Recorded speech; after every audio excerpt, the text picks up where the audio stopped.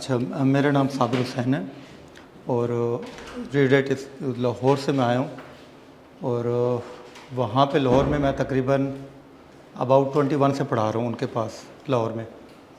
तो हमारी जो आज की क्लास है वो है ओरिएंटेशन रिगार्डिंग जनरल एबिलिटी। उसमें ओरिएंटेशन में हमारे पास एक तो इंट्रोडक्शन है सब्जेक्ट का, कि सब्जेक्ट में कौन कौन से मेन एरियाज़ हैं, उनमें आगे फिर सब डिवाइडेड कौन कौन से उसमें चैप्टर्स आ जाएंगे, मेन कौन कौन से चैप्टर्स ऐसे हैं जो पास्ट पेपर्स में हमारे आए हुए हैं, जो बार बार रिपीट हो रहे हैं, उनको इंशाअल्लाह आज की क्लास में हम लोग डिस्कस करेंगे। तो इसको बिस्मिल्लाह करते हैं।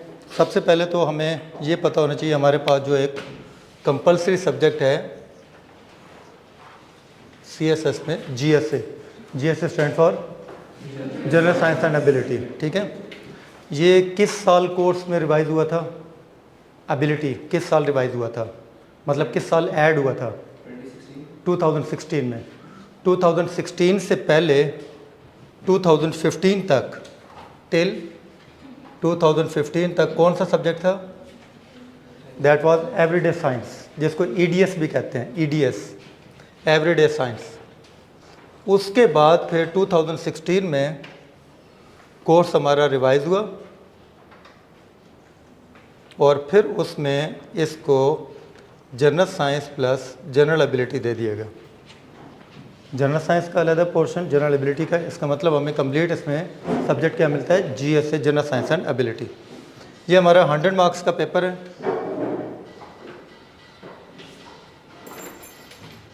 और ये एक तो है भी कंपलसरी,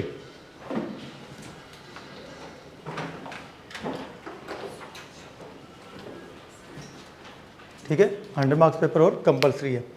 अच्छा, सर ने भी आपको गाइड किया होगा, सर तैमूर साहब ने, कि GSA हमारा किस में फॉल करता है? पूरी ओवरऑल GK में फॉल करता है। आइडिया है सबको ये GK, जिसमें हमारे 3 पेपर्स होते हैं। एक है GSA, एक है करंट अफेयर, एक है पाक अफेयर। ये टोटल 300 मार्क्स। इसमें से आपने पास होने के लिए कितने लेने हैं? 120 मार्क्स। पासिंग इसमें हमारे 120 आ जाएंगे, ठीक है।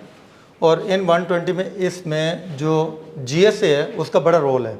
ये आपको काफ़ी अच्छा स्कोर आपको दे जाता है, क्योंकि करंट अफेयर पाक अफेयर में तो वो बाकी आपको टीचर्स वो खुद बता देंगे करंट अफेयर पाक अफेयर में क्या कुछ है, लेकिन ये आपको बड़ा अच्छा स्कोर दे सकता है। ये आपको आपका डिज़ायर्ड ग्रुप भी दे सकता है।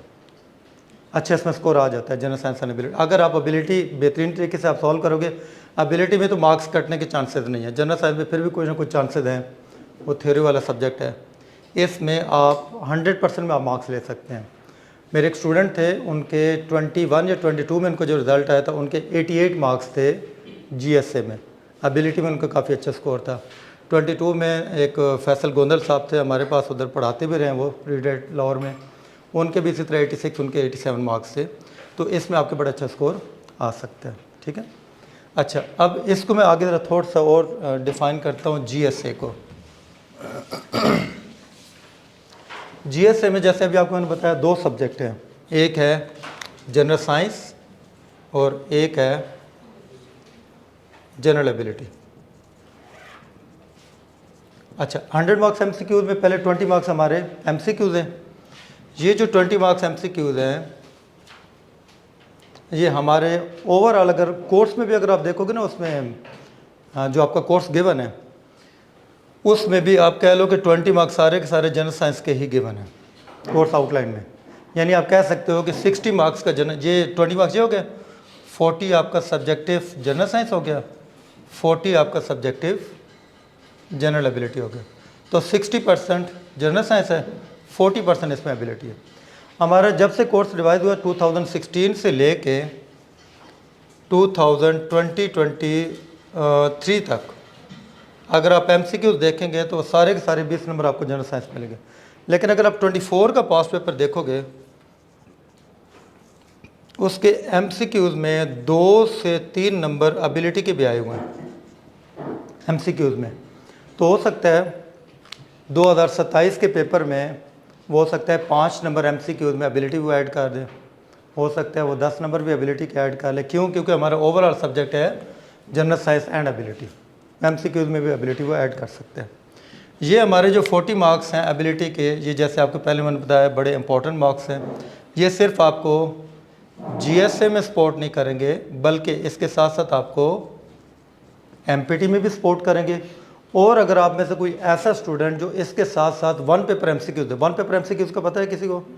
FPSC के थ्रू जो होते हैं या PPSC के थ्रू होते हैं, या जैसे NTS के गैट पेपर होता है, हैट पेपर होता है स्कॉलरशिप के लिए, उसमें भी आपको ये वाली प्रिपरेशन जो है वो इंशाल्लाह आपको काम आएगी 1 पेपर MCQs में भी। ठीक है। MPT में कितना मैथ आता है? सबसे ज़्यादा है ही मैथ MPT में। एबिलिटी कितना? MPT टोटल कितने मार्क्स का है? MPT टोटल कितने? 200 मार्क्स है। 200 मार्क्स में सबसे ज़्यादा है ही एबिलिटी। 60 नंबर का एबिलिटी आना, 60 नंबर का। ठीक है। तो इसका मतलब ये एबिलिटी आपको MPT में बहुत ज़्यादा इसने सपोर्ट करना है। GSA में तो हम बाद में जाएंगे ना, पहले हमने MPT से गुजर के जाना है ना। तो MPT में इंशाल्लाह ये हमें काफ़ी सपोर्ट कर जाएगा। ठीक है। यहाँ तक किसी का क्वेश्चन? आगे फिर मैं इसमें डिफरेंट इसके एरियाज़ की तरफ चलूँ। यहाँ तक कोई क्वेश्चन? कोई क्वेश्चन होगा बिल्कुल फ्रीली आप साथ साथ बेशक पूछते जाइएगा। ठीक है। अच्छा, हमारे पास इस जनरल एबिलिटी में मेन 3 एरियाज़ आते हैं। आज आपको बाकायदा चैप्टर वाइज इंशाल्लाह मैं गाइड कर दूंगा। 3 एरियाज़ कौन कौन से हैं? सबसे पहले इसमें एरिया आएगा मैथ्स का पोर्शन। इसको हम लोग मैथ्स पोर्शन भी कह सकते हैं, इसको हम लोग अरिथमेटिक्स भी कह सकते हैं, इसको हम लोग कुछ पेपर्स के अंदर हमने क्वांटिटेटिव रीजनिंग का वर्ड भी शायद पढ़ा होगा, क्वांटिटेटिव रीजनिंग। ठीक है, ये वर्ड भी आ जाता है। अच्छा, इसके साथ साथ अच्छा ये जो पोर्शन है ये हमारा तकरीबन आप कह सकते हैं अबाउट 90 to 95% पेपर में ये हमारा मैथ्स का पोर्शन ही आता है। ठीक है। आज मिटा वालेकुम सलाम।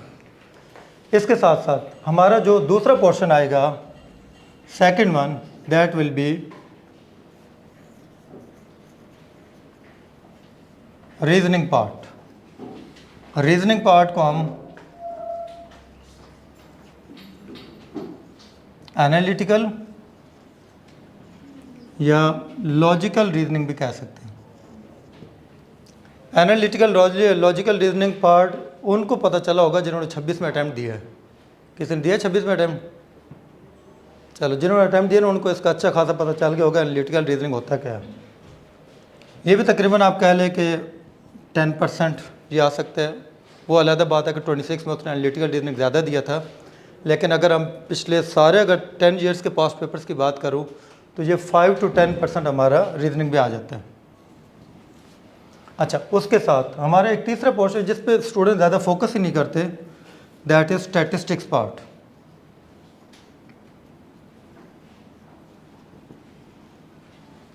स्टैटिस्टिक्स पोर्शन ये तकरीबन 5 to 10% हमारा ये भी पेपर में आ जाता है। अगर आप 2016 का पेपर देखोगे, 2017 का पेपर देखोगे, 2018, 2019, 2021, 2023, अगर आप ये वाले पास पेपर देखोगे तो इनमें आप लोगों को स्टैट का पोर्शन भी मिलता है। लाइक फॉर एग्जाम्पल किस तरह 2016 और 17 इन पेपर्स में आपको हिस्टोग्राम का कंसेप्ट मिलता है, पिक्टोग्राम का कंसेप्ट मिलता है, इसी तरह फ्रीक्वेंसी, डिस्ट्रीब्यूशन, टेबल का भी हमें कंसेप्ट मिलता है 2016-17 में। 2018 का पेपर आप चेक करते हो, वहाँ पे आपको एक पाई चार्ट का कंसेप्ट मिलता है। 2019 का पेपर चेक करोगे, वहाँ पे आपको एक वेन डायग्राम का एक कंसेप्ट मिलता है। इस तरह की एक पिक्चर बनी हुई है, ये अमेरिकन पॉलिटिशियन, साइंटिस्ट, इस तरह के क्वेश्चन लिखाया हुआ है। 2021 का और 2023 का पेपर अगर आप चेक करते हो, इसमें आपको ग्राफ वाले क्वेश्चन मिलते हैं। तो इसका मतलब अगर मैं कहूँ कि स्टैट के पोर्शन में इग्नोर कर दूँ तो मैं इसको इग्नोर नहीं कर सकता। इट माइट, ये ज़रूरी नहीं कि अब वो 23, 24, 25 ये 24, 25, 26 में स्टार्ट नहीं आया तो 27 में फिर नहीं आना, क्योंकि हमारे कोर्स आउटलाइन में बाकायदा ग्राफ के वर्ड आए हुए हैं। अच्छा, आप में से कितने ऐसे स्टूडेंट्स हैं जिन्होंने कम से कम पिछले 5 साल पेपर देखे? कम से कम, ये वैसे तो 10 साल बनते हैं, कोई किसी ने देखे? बस एक स्टूडेंट है, बस अबाउट आप 30-40 स्टूडेंट बैठे हैं, बस एक स्टूडेंट ने पास पेपर देखे। अच्छा, एक चीज़ याद रखिएगा, ये सिर्फ जनरल एबिलिटी नहीं, कोई भी सब्जेक्ट है उसके आपको 2 मेन चीज़ों का पता होना चाहिए। एक, आपको कोर्स आउटलाइन का पता होना चाहिए कि भाई कोर्स में क्या और टीचर हमें क्या पढ़ा रहा है, हमें सर किस तरफ हमें लेके जा रहा है, हमें कोर्स की तरफ लेके भी जा रहा है या बस वो वैसे हमें चीज़ें बताई जा रहा है। दूसरी चीज़, आपको पास्ट पेपर्स का पता होना चाहिए, कम से कम पिछले 5 साल पेपर तो ज़रूर। इंग्लिश के तो आपको पता है वो काफ़ी ज़्यादा आपको पास्ट पेपर करने पड़ते हैं, लेकिन बाकी सब्जेक्ट्स का कम से कम 5 साल आपको पेपर्स का ज़रूर पता हो। पास्ट पेपर से हमें ये आइडिया हो जाता है कि हम किन किन एरियाज़ को ज़्यादा फोकस करेंगे, कौन कौन से एरिया हमारे ज़्यादा। और अभी आप इसमें देखिएगा, अभी आपको जब मैं पास्ट पेपर्स के लिहाज से बताऊंगा, आपको खुद ब खुद पता चल जाएगा कि हमारे पास्ट पेपर पे कितना ज़्यादा फोकस होगा। ठीक है, यहाँ तक किसी का क्वेश्चन कोई क्वेश्चन नहीं? सबसे पहले हम लोग इंशाल्लाह हमारी क्लास इंशाल्लाह जब रेगुलर स्टार्ट होंगी उसमें इंशाल्लाह सबसे पहले हम लोग मैथ्स को स्टार्ट लेंगे, उसके बाद हम लोग फिर रीजनिंग पार्ट पे आएंगे, उसके बाद हम लोग फिर स्टैटिस्टिक्स पार्ट पे आएंगे। आज की क्लास में मैं सिर्फ आपको चैप्टर वाइज बताऊंगा आपने कौन कौन से चैप्टर्स को स्टडी करना है। ठीक है, उन चैप्टर्स के अंदर किसी का क्वेश्चन होगा तो फ्रीली मुझसे डिस्कस कीजिएगा, और आज अगर इंशाल्लाह हमारे पास टाइम होगा तो हम एक आध चैप्टर डिस्कस भी कर लेंगे। ठीक है, चलिए मैं अभी इन पे चैप्टर वाइज अभी इनको राइट डाउन करता हूँ, आप फिर बेशक पूछते जाइएगा मुझसे।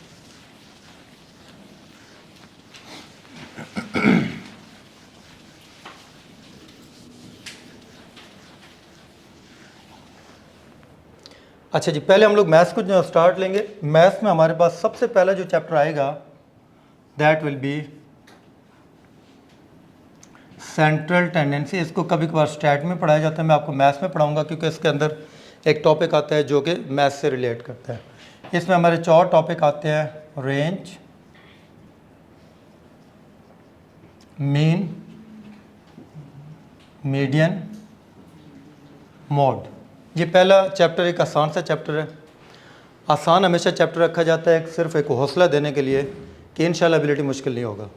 ठीक है, पहला लेक्चर ही अगर आपको मैं ज्योमेट्री से स्टार्ट करवा दूं, दूसरे दिन आप लोगों ने आना ही नहीं, क्योंकि ज्योमेट्री इतना वो टफ होगा, फार्मूलाज होंगे जिसमें हमें उनकी समझ नहीं आनी, तो इसलिए पहला चैप्टर आसान रखा जाता है। ठीक है, ये हमारा आया हुआ है GSA 2016 और 2020 में। ठीक है, आप लोगों ने पास्ट पेपर्स को फिर बाद में कंफर्म बेशक कर लीजिए। उसके बाद सेकंड हमारे पास चैप्टर आएगा दैट इज़ एवरेज। एवरेज किसके साल आया जी? एवरेज एक आया आपका 2021 में, एक आपका आया 2026 में, एक आपका आया 2026 में। यानी कि लास्ट ईयर आपका जो 26 का पेपर है उसमें आपके एवरेज के 2 क्वेश्चन आए हुए हैं, एक क्वेश्चन नंबर 6 का B पार्ट, एक क्वेश्चन नंबर 8 का D पार्ट। ये दोनों आप लोगों के एवरेज के क्वेश्चन आए हुए हैं। उसके बाद अच्छा, मैंने आप लोगों को 6 का A 6 का B इस तरह बता रहा हूँ, मैंने आप लोगों को वो बताया ना शुरू पे। हमारा जो GSA का जो पेपर है उसमें हमारा एबिलिटी किस क्वेश्चन से स्टार्ट होगा? क्वेश्चन नंबर 6 से। शुरू पे आप लोगों का ये होगा MCQs, उसके बाद फिर आपके 4 क्वेश्चन, क्वेश्चन नंबर 2, 3, 4, 5 आपके जनरल साइंस के होंगे। क्वेश्चन नंबर 6 से फिर एबिलिटी स्टार्ट होगा। जो क्वेश्चन नंबर 6 है हमारा, उसमें हमारे पास एक A portion, A part, B part, C part और D पार्ट। हमारे इसके 5 नंबर, 5, 5 और 5, ये टोटल कितने नंबर का एक क्वेश्चन हो गया? 20 मार्क्स का एक क्वेश्चन हो गया। दूसरा क्वेश्चन नंबर 7, क्वेश्चन नंबर 7 में भी इसी तरह A पार्ट, B, C और D, ये भी 20 मार्क्स का 5-5 नंबर के। क्वेश्चन नंबर 8 भी इसी तरह A, B, C और D, ये भी आपके 4 क्वेश्चन 20 मार्क्स के। ये टोटल कितना हो गया? 60 मार्क्स। आपने इन 3 क्वेश्चन में से कोई से 2 क्वेश्चन अटैम्प्ट करना है, यानी कि आप कह लें इसमें भी हमें चॉइस मिल जाती है, लेकिन चॉइस डजन मीन्स कि इसमें से 2 उठा लो, इसमें से 2 उठा लो, 3 इसमें से, ऐसे नहीं करना। चॉइस का मतलब ये है कि अगर आपने इस क्वेश्चन में कोई एक क्वेश्चन अटैम्प्ट किया फिर आपको सारा ये फिर अटैम्प्ट करना है, या आपने अगर इसमें से 2 क्वेश्चन अटैम्प्ट फिर इसमें से आपने 2 क्वेश्चन उठाने हैं। इसको टोटली आप इग्नोर कर सकते, इसको टोटली इग्नोर करके ये 2 क्वेश्चन आप अटैम्प्ट कर लो। चॉइस का मतलब ये होगा, ठीक है, ओके। अच्छा, और कभी कभार स्टूडेंट्स का ये भी क्वेश्चन आता है कि सर पेपर जो सेट करता है वो किस तरह सेट करता है, क्या क्वेश्चन नंबर 5 पूरे का पूरा मैथ होगा, क्या क्वेश्चन नंबर 6 सारा एनालिटिकल होगा, क्या क्वेश्चन नंबर 7 8 क्या पूरा स्टैट होगा? ऐसे नहीं होता, वो मिक्स करके आपको पेपर देगा। यहाँ पे 2 क्वेश्चन आपको मैथ्स के दे सकता है, एक क्वेश्चन एनालिटिकल के दे दे, एक स्टैट का दे दे। यहाँ पे तीनों क्वेश्चन स्टैट के दे दे, 2 क्वेश्चन में एक क्वेश्चन बीच में आपको मैथ दे दे, एक आपको 2 क्वेश्चन एनालिटिकल दे दे, 2 क्वेश्चन आपको मैथ के दे। वो उसकी अपनी मर्ज़ी है, वो चाहे तो पूरे का पूरा ये पोर्शन वो मैथ का बना दे। आप जैसे फॉर एग्जांपल आगे इंशाल्लाह मैं अभी आपको बताऊंगा, ज्योमेट्री में 2023 के पेपर में उसने सारे का सारा पेपर ज्योमेट्री कर दिया था। उसने 40 में से आपको 25 मार्क्स का ज्योमेट्री दे दिया था 2023 के पेपर में। इस दफ़ा 2026 के पेपर में उसने अबाउट तकरीबन कोई 20 एक नंबर का एनालिटिकल रीजनिंग दे दिया था, 25 मार्क्स का, अबाउट 4 से 5 क्वेश्चन, सिर्फ उसमें 4 से 5 क्वेश्चन मैथ्स के थे, बाकी सारा उसमें रीजनिंग उसने दे दिया था। 2025 का अगर आप पेपर उठाओगे उसमें 4 क्वेश्चन उसने आपको परसेंटेज के दे दिए थे। तो वो अब ट्रेंड ना थोड़ा बहुत चेंज कर रहा है, जैसे आपको मैंने पास्ट पेपर्स का बताया, अगर आप पास्ट पेपर्स पढ़ो तो ट्रेंड किस तरह चेंज कर रहा है। हमेशा स्टूडेंट कहते हैं कि सर अब ना एबिलिटी अब मुश्किल होता जा रहा है पेपर, आपने तो पास्ट पेपर नहीं ना पढ़े, आपको इस तरह आइडिया नहीं होगा मुश्किल कैसे करता जा रहा है। टॉपिक वही हैं, लेकिन वो करता क्या है कि वो 2-3 टॉपिक पकड़ के पूरे का पूरा पेपर बना देता है। हमने टॉपिक तैयार किए होते हैं 18-20 अभी आपको चैप्टर बताऊंगा मैथ्स के, अब उनमें से सिर्फ 2 चैप्टर को पकड़ के वो पूरे का पूरा पेपर बना दे। अब जिसने फॉर वो चैप्टर नहीं किए हुए उसका तो पूरा पेपर उड़ गया, अब जिसने कोई प्रिपरेशन की हुई है शायद उसका पेपर फिर अच्छा हो जाएगा। तो इसलिए हमारा फिर वो पूरे का पूरे वो पेपर उड़ जाता है। अच्छा, मैं आपको बता रहा था ये एवरेज, उसके बाद परसेंटेज पे आते हैं। परसेंटेज में बेटा हमारे पास 3rd नंबर पे परसेंटेज, इसके साथ ही मैं एक और 4th चैप्टर लिख देता हूँ, that will B profit loss percentage. अच्छा, ये हमारे पास, मैं इन दोनों के इकट्ठे ये लिखता हूँ क्योंकि दोनों एक दूसरे से रिलेट करेंगे। 2017, 2018, 2019, 2021, 2022 में आपको 2 क्वेश्चन परसेंटेज में से मिलेंगे।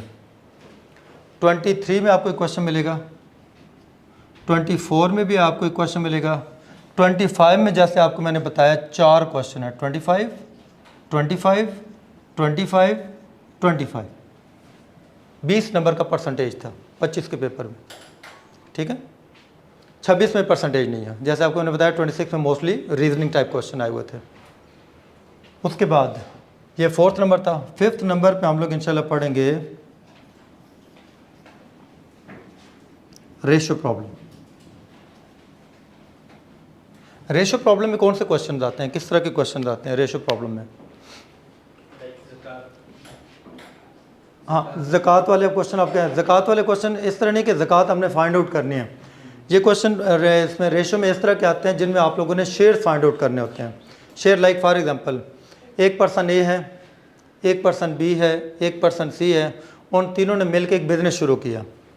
बिज़नेस उन्होंने शुरू किया कि ए ने 2 हिस्से, बी ने 3 हिस्से, सी ने 5 हिस्से रकम मिलाई, आखिर में जाकर उनको 5 लाख का प्रॉफिट हुआ। बताओ ए का शेयर क्या है, बताओ उसमें बी का शेयर क्या है, बताओ उसमें सी का शेयर क्या है। या 2018 के पेपर में उसने क्वेश्चन दिया था, ये जैसे आप ज़कात का क्वेश्चन उस तरह इनहेरिटेंस वाले क्वेश्चन है।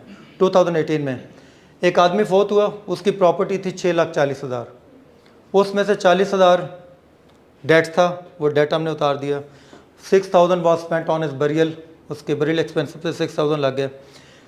Distribute the remaining amount between his widow, 1 daughter and 2 sons according to the Islamic law. Islamic law के हिसाब से बताओ विडो को क्या मिलेगा, बेटी को क्या मिलेगा और बेटों को क्या मिलेगा। तो रेशियो प्रॉब्लम में ज़्यादातर जो क्वेश्चन है वो हमारे शेयर वाले क्वेश्चन आते हैं। 2017 में जो क्वेश्चन आया शेयर वाला है, 2018 में 2 क्वेश्चन आए हुए हैं शेयर वाले हैं। 2018 में 2 क्वेश्चन है रेशियो में से, 2019 में क्वेश्चन है, 2020 में क्वेश्चन है, 2024 में क्वेश्चन है और लास्ट ईयर 2026 में क्वेश्चन आया था। 2026 का जो क्वेश्चन था that was been given in a wrong statement. ये किसी को पता है, कोई खबर उड़ती कहीं सुनी हो? 2026 में ने एक क्वेश्चन रॉन्ग दिया था, उसकी स्टेटमेंट रॉन्ग थी, वो भी इंशाल्लाह मैं आपसे फिर डिस्कस भी करूँगा। तो उसका जब हम आंसर फाइंड आउट करते हैं तो वो माइनस में उसका सोल्यूशन आता है, ठीक है। अच्छा, उसके बाद 6 नंबर पे हमारा एक और चैप्टर आएगा, that will B proportion.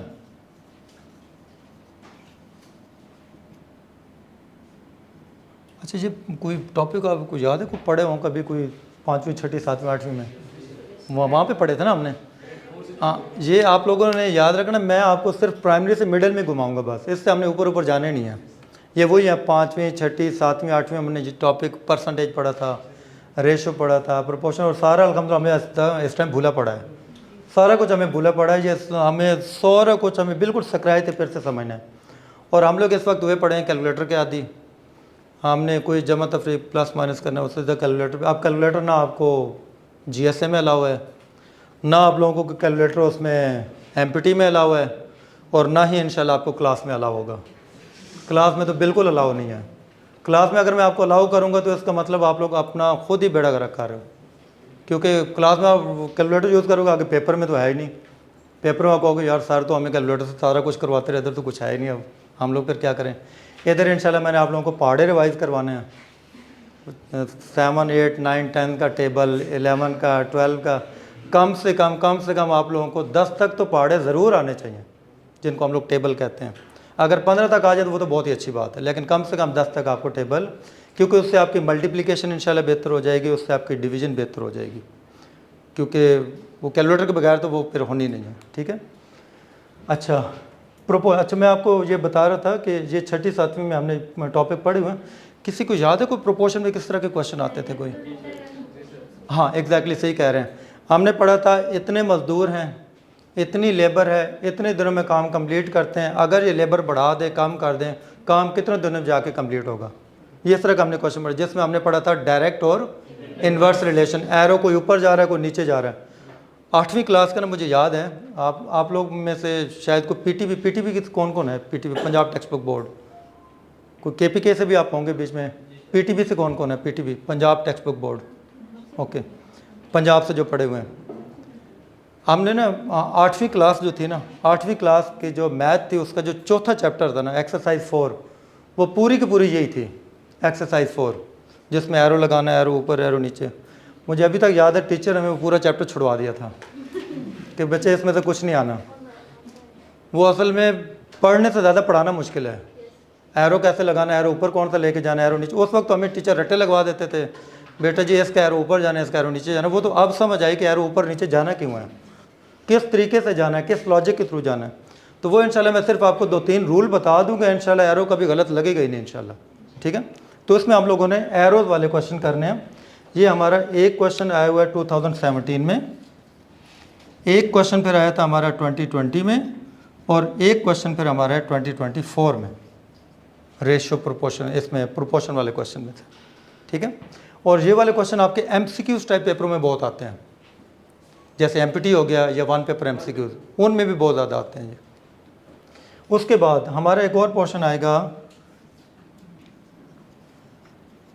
As problem, age related questions. आप MPT में बैठ जाओ, इन्होंने आपकी जान नहीं छोड़नी, एज प्रॉब्लम ने। 1 पेपर में बैठ जाओ, इन्होंने जान नहीं छोड़नी। और जो GSA में भी आए हो, GSA में 2017 में क्वेश्चन है, 2021 में क्वेश्चन है, 2022 में क्वेश्चन है, और फिर 2025 में क्वेश्चन है। 2021 में क्वेश्चन है जी कि एक फादर है, वो अपने बेटे से 3 गुना बड़ा है। फिर कहता है 10 सालों के बाद जो फादर और बेटे की एज का सम है वो हो जाता है 76। बताएं तब बाप की एज क्या थी जब बेटा पैदा हुआ था? जो उसने पूछा 2021 के पेपर में। 2017 के पेपर में वो पूछता है कि A ने B से कहा कि जो C है वो मेरे फादर का नेफ्यू है। फिर D कहता है मैं A का कज़न हूँ, लेकिन D कहता है मैं C का भाई नहीं हूँ। बताओ D और C का आपस में क्या रिलेशन है? ये है 2017 के पेपर में।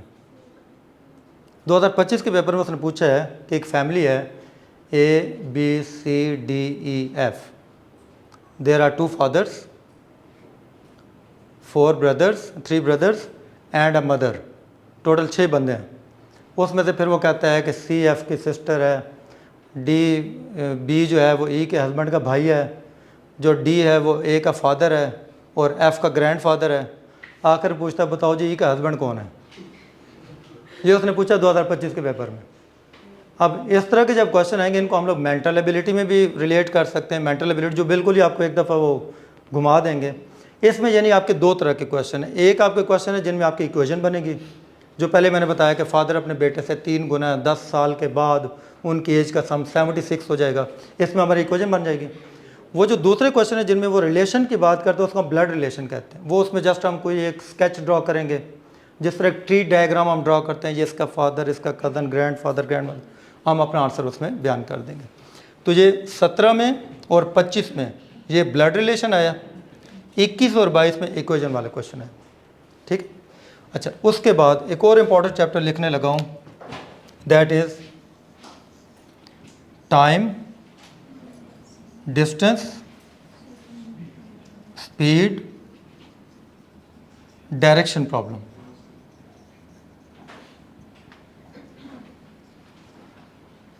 ये काफ़ी रिपीट हुए हैं। 2017, 2018, 2019, 2021 2 क्वेश्चन। 2022 का जीएसए का पेपर ओपन करो, पहला क्वेश्चन आपको डायरेक्शन प्रॉब्लम मिलेगा। 2022, 23 में नहीं है डायरेक्शन प्रॉब्लम, 24 में इकट्ठे 2 क्वेश्चन, 25 में एक क्वेश्चन आया जिसमें उसने ट्रेन का जिक्र किया कि ट्रेन पहले 5 मिनट में इतने मीटर में चलती है, अगले 5 मिनट उसकी कंजक्टिव वेलोसिटी इतनी है, बताओ उसकी ओवरऑल वेलोसिटी कितनी बनती है। ट्रेन वाला क्वेश्चन आया हुआ था। ट्रेन वाले क्वेश्चन आपको पता है एमसीक्यूज टाइप पेपरों में ज़्यादा आते हैं, ट्रेन प्रॉब्लम्स जिनको हम लोग कह सकते हैं। एमसीक्यूज में ट्रेन वाले क्वेश्चन ज़्यादा आते हैं। जैसे अभी आपको बताया एक पेपर हुआ था एफआईए का, ये 2023 की बात है। एफआईए का पेपर, एफआईए किसी ने पेपर कभी दिया? एडीएफआईए वगैरह दिया कभी? एडीएफआईए 17 स्केल का पेपर होता है, बड़ी चार्मिंग ये जॉब एफआईए। अच्छा, उसमें जो पेपर था ना, उसमें तकरीबन 155 सीटें थीं, कोई तकरीबन 5 से 6 लाख बच्चों ने उसमें अप्लाई किया हुआ था, काफ़ी उसमें ज़्यादा स्टूडेंट थे। अब वो पेपर उसने जिसने सेट किया ना, उसने 2 से 3 उसके बना दिए ग्रुप, बैचेस बना दिए, किसी का सुबह 8 बजे, किसी का 12 बजे, किसी का शाम को 3 बजे। अब उसने 4-5 लाख बच्चों में से कोई 800-900 बच्चा सेलेक्ट करना था इंटरव्यूज़ के लिए, क्योंकि 155 सीटें थीं, हर सीट के अगेंस्ट तकरीबन 5-6 बच्चों को उन्होंने बुलाना था। उसने जो पेपर सेट किया इस तरह कि उसने मैथ को टारगेट किया। 1 पेपर एमसीक्यू याद रखिएगा, अगर कोई बच्चा देता है तो मैथ ही आपको ऊपर लेके जाता है, मैथ ही आपको नीचे लेके आता है, क्योंकि जीके फिर भी रट्टा लग जाता है, इंग्लिश फिर भी आपकी बेहतर होती है, मैथ में वो बच्चे रह जाते हैं। उसने पेपर इस तरह सेट किया कि अगर फॉर एग्जाम्पल, ये आपका नाम क्या? अलिशबा का पेपर है जी सुबह 8 बजे। अलिशबा के पेपर में, और एफपीएससी का जो 1 पेपर होता है उसमें 20 नंबर का मैथ पक्का आता है। अलिशबा के पेपर में उसने 20 के 20 नंबर उसने एज प्रॉब्लम के डाल दिए। अलिशबा जो भी मैथ का क्वेश्चन पढ़े वो एज प्रॉब्लम आए, वो जो भी क्वेश्चन पढ़े एज प्रॉब्लम। इनका पेपर अगर 12 बजे, इनके पेपर में उसने 20 के 20 क्वेश्चन उसने डाल दिए ज्योमेट्री के, कहीं एरिया के क्वेश्चन आ रहे हैं, कोई वॉल्यूम के, कोई रेडियस क्वेश्चन आ रहे हैं। इनका पेपर अगर शाम 3 बजे, इनके पेपर में उसने 20 के 20 सवाल वो डाल दिए जो what come next in the following series, find the missing number in the following series, इस तरह। अब हुआ क्या कि मेरे पास एक बच्चा आया, वो कहता सर मुझे आपका मैथ्स का पता चला, आप मैथ्स पढ़ाते हैं तो मैथ्स की तैयारी करनी। मैंने कहा कोई क्या पोजीशन है मैथ्स की? कहता सर अभी रिसेंटली मैं पेपर दे के आऊँ तो पेपर अच्छा नहीं हुआ। तो मैंने पूछा पेपर में क्या कुछ आया था, कोई क्वेश्चन आपको याद हो ताकि मैं आपको ट्रीटमेंट उस लिहाज से फिर मैं कर सकूँ। वो कहता सर मुझे तो ऐसा लगता है जैसे मेरे पेपर में मैथ का कोई एक क्वेश्चन भी नहीं था, मुझे क्योंकि मैथ का क्वेश्चन नज़र नहीं आया। तो मैंने कहा हाउ दैट पॉसिबल कि मैथ्स का क्वेश्चन हो ही ना, 20 नंबर का मैथ पक्का आता है। वो कहता सर मेरे पेपर में कोर तो क्वेश्चन आई थी, 9 आई नहीं थी, अलबत्ता मेरे पेपर में सारी ट्रेनें आई हुई थी। जब उन्होंने ये कहा कि सर मेरे पेपर में सारी ट्रेनें आई हुई थी, मैंने उनको वो चैप्टर ओपन करके दिया, वो टाइम डिस्टेंस डायरेक्शन प्रॉब्लम ये वाला। मैंने उन्हें कहा कि बेटा इसका क्वेश्चन नंबर 13 से लेके क्वेश्चन नंबर 23 तक रीड आउट करो, क्योंकि उसमें सारे ट्रेनों वाले क्वेश्चन हैं। उसने जब क्वेश्चन रीड आउट किया वो कहता सर जी यकीन करें सारे यही क्वेश्चन थे, अब समझ नहीं आते इनको करना क्या है। वो कहता है मैंने समझा वन पेपर में ना कभी कभार EDS का पोर्शन आता है, एवरीडे साइंस। वो कहता है मैंने कहा शायद इसने कहीं फिजिक्स के न्यूमेरिकल बीच में डाल दिए हैं। न्यूमेरिकल भी ऐसे ही होते हैं, S = VT, पैथागोरस थ्योरम उसमें लग रहे हैं, डायरेक्शन हमने ड्रॉ करनी है, ट्राइंगल हमने ड्रॉ करनी है। तो बहरहाल कभी कभार ऐसे होता है कि वो जैसे आपको शुरू पे मैंने बताया था, किसी एक पेपर में आपका पूरे का पूरा एक पोर्शन पकड़ के वो आपका पूरा पेपर बना देता है। तो हमने जितने भी ये चैप्टर्स करने हैं, हमारे हर चैप्टर पे अच्छी ग्रिप होनी चाहिए। ऐसा ना खुदा ना खासा 27 के पेपर में वो सारा रेशो प्रोपोर्शन ही कर दे, वो आपको 2 चैप्टर पकड़ के पूरा पेपर बना दे। ठीक है। डायरेक्शन प्रॉब्लम में एक तो ये ट्रेन वाले क्वेश्चन अभी आपको मैंने बताया, ये आ सकते हैं। दूसरा, एक बच्चा है वो पहले 90 मीटर ईस्ट में जाता है, वहाँ से फिर वो राइट टर्न लेता है, राइट टर्न लेके 20 मीटर आता है, वहाँ से फिर वो राइट टर्न लेता है, 30 मीटर चल के आता है, वहाँ पे उसके अंकल का घर आता है, वो अंकल के घर से फिर 100 मीटर नॉर्थ में जाता है। बताएं अब वो जिस पॉइंट पे खड़ा है वो स्टार्टिंग पॉइंट से कितने फासले पे? ये क्वेश्चन आपका आया 2021 के पेपर में। 2024 के पेपर में उसने पूछा था कि 3 कार हैं, एक कार A है, एक कार B है, एक कार C है। जो कार A और B है वो आपस में अपोजिट डायरेक्शन में जा रही हैं, एक उस रुक जा रही है, उधर जा रही है। जो कार C है उनके परपेंडिकुलर जा रही है। जो कार A है उसकी स्पीड है 60 km/h, कार B की स्पीड है 100 km/h, कार C की स्पीड है 80 km/h। अब उन तीनों ने 15-15 मिनट उन्होंने सफ़र किया। बताओ कार A और कार B के दरमियान फासला कितना है? बताओ कार A और C के दरमियान फासला कितना है? बताओ कार B और C के दरमियान कितना फासला है? अब इसमें हमारे 2 फार्मूले लगते हैं। एक लगता है S = VT, हमने फिजिक्स में पढ़ा था। S stand for distance, V stand for velocity speed, T stand for time. उससे एक तो हमें वो डिस्टेंस मालूम हो जाएगा कि वो उसका डिस्टेंस कितना है। इसमें एक और हमारा फार्मूला लगता है पैथागोरस थ्योरम, हमने पढ़ा था। हाइपोटेनस का स्क्वायर दैट = बेस का स्क्वायर परपेंडिकुलर। वो जब हमारी ट्रायंगल बनती है, ट्रायंगल में फिर हम फाइंड आउट करते हैं कि इनके दरमियान कितना फासला, वो जो हमारी हाइपोटेनस जो बनती है। ठीक है, तो इसमें हमारे दोनों फार्मूला उससे सॉल्व हो जाएंगे इंशाल्लाह। तो ये चैप्टर इंपॉर्टेंट है, ये लास्ट हमारा 25 में आया था। ठीक है, इसमें दोबारा फिर से क्वेश्चन आ सकता है। 9th नंबर पे एक और आपका इंपॉर्टेंट चैप्टर लिखने लगा हूँ, दैट इज़, मैं इधर एक शॉर्ट चैप्टर लिख देता हूँ, फिर लेंथी बाद में लिखूँगा। प्रोबेबिलिटी।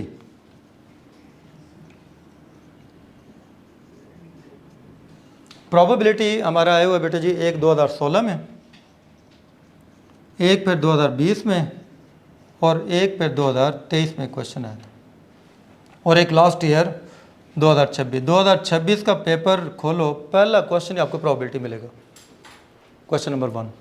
ठीक है, प्रोबेबिलिटी में हम लोग कॉइन पढ़ेंगे, डाइस पढ़ेंगे, वो जो डाइस लूडो का दाना जो होता है, कार्ड्स हम लोग पढ़ेंगे, ताश के पत्ते, या इस तरह हम लोग रैंडम और क्वेश्चन सॉल्व करेंगे, जिसमें किसी बैग में जो डिफरेंट कलर बॉल्स हैं उनमें से मैं कितनी बॉल्स उठाऊं कि मेरे पास हर कलर की बॉल आ जाए, या कौन सी मैं बॉल पिक कर रहा हूँ, क्या प्रोबेबिलिटी है जो रेड बॉल हो, क्या प्रोबेबिलिटी हो ब्लैक हो। इस तरह के क्वेश्चन हमारे आ जाएंगे, वो प्रोबेबिलिटी में शामिल हो जाएंगे। ठीक है, यहाँ तक किसी का क्वेश्चन हो?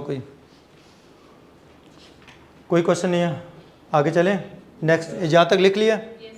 कोई इसकी अगर पिक्चर बनानी पिक्चर बना लें, लिख लिया तो ले, ओके ठीक है। ऑनलाइन स्टूडेंट्स हैं हमारे पास या सिर्फ जो रिकॉर्डिंग हो रही है बस? अच्छा, ये ऑनलाइन चल रहा है। ऑनलाइन में अगर किसी के क्वेश्चन है तो मैं फिर कैसे लूँगा? अच्छा, लाइव नहीं चल रहा, ओके ठीक है, ओके गॉट इट। चले, मैं इसको अभी रिमूव कर रहा हूँ, मैं फिर आगे चैप्टर नंबर 10 फिर लिखता हूँ।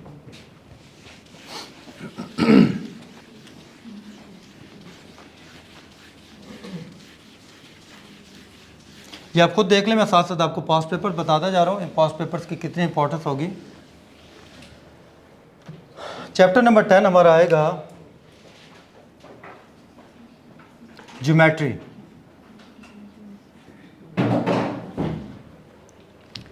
जैसे आपको मैंने बताया था 2016 में हमारा कोर्स रिवाइज हुआ। जब कोर्स रिवाइज हुआ 16 में, तो शुरू के सालों में इतना ज्योमेट्री नहीं आया था। वो आप कह लें कि बहुत शाज़ व नाज़िर, एक क्वेश्चन सिर्फ 2016 में था, जिस साल एबिलिटी स्टार्ट हुआ था। वो भी उसने एक डेफिनेशन पूछी थी ट्राइंगल्स की, मुझे डेफिनेशन बताओ कि कितनी टाइप्स होती है ट्राइंगल की, एक वो क्वेश्चन था। फिर 2020 में क्वेश्चन आया, उसके बाद फिर ज्योमेट्री रेगुलर बेसिस 21 में इकट्ठे 3 क्वेश्चन आ गए। 22 में क्वेश्चन, 23 में ज्योमेट्री कितना था? जैसे पहले मैंने बताया 23 में 23 23 23 23 23 5 क्वेश्चन ज्योमेट्री में से, 25 नंबर ज्योमेट्री में से था। ठीक है, 23 के जितने भी एलोकेटेड स्टूडेंट्स हैं या जिनके अटेम्प्ट क्लियर हुआ था, अगर आप उनका जीएसए में स्कोर देखोगे तो उनका स्कोर आपको मैक्सिमम 55-60 के दरमियान ही मिलेगा बस। ये भी मैक्सिमम की बात कर रहा हूँ, अदरवाइज़ उससे नीचे ही हैं। क्यों? उसकी वजह ये थी कि 5 क्वेश्चन उसने ज्योमेट्री में से उठा लिए थे। अब ज्योमेट्री में से आपको पता है ज्योमेट्री का क्वेश्चन तभी सॉल्व होना है जब हमें फार्मूलाज आने हैं।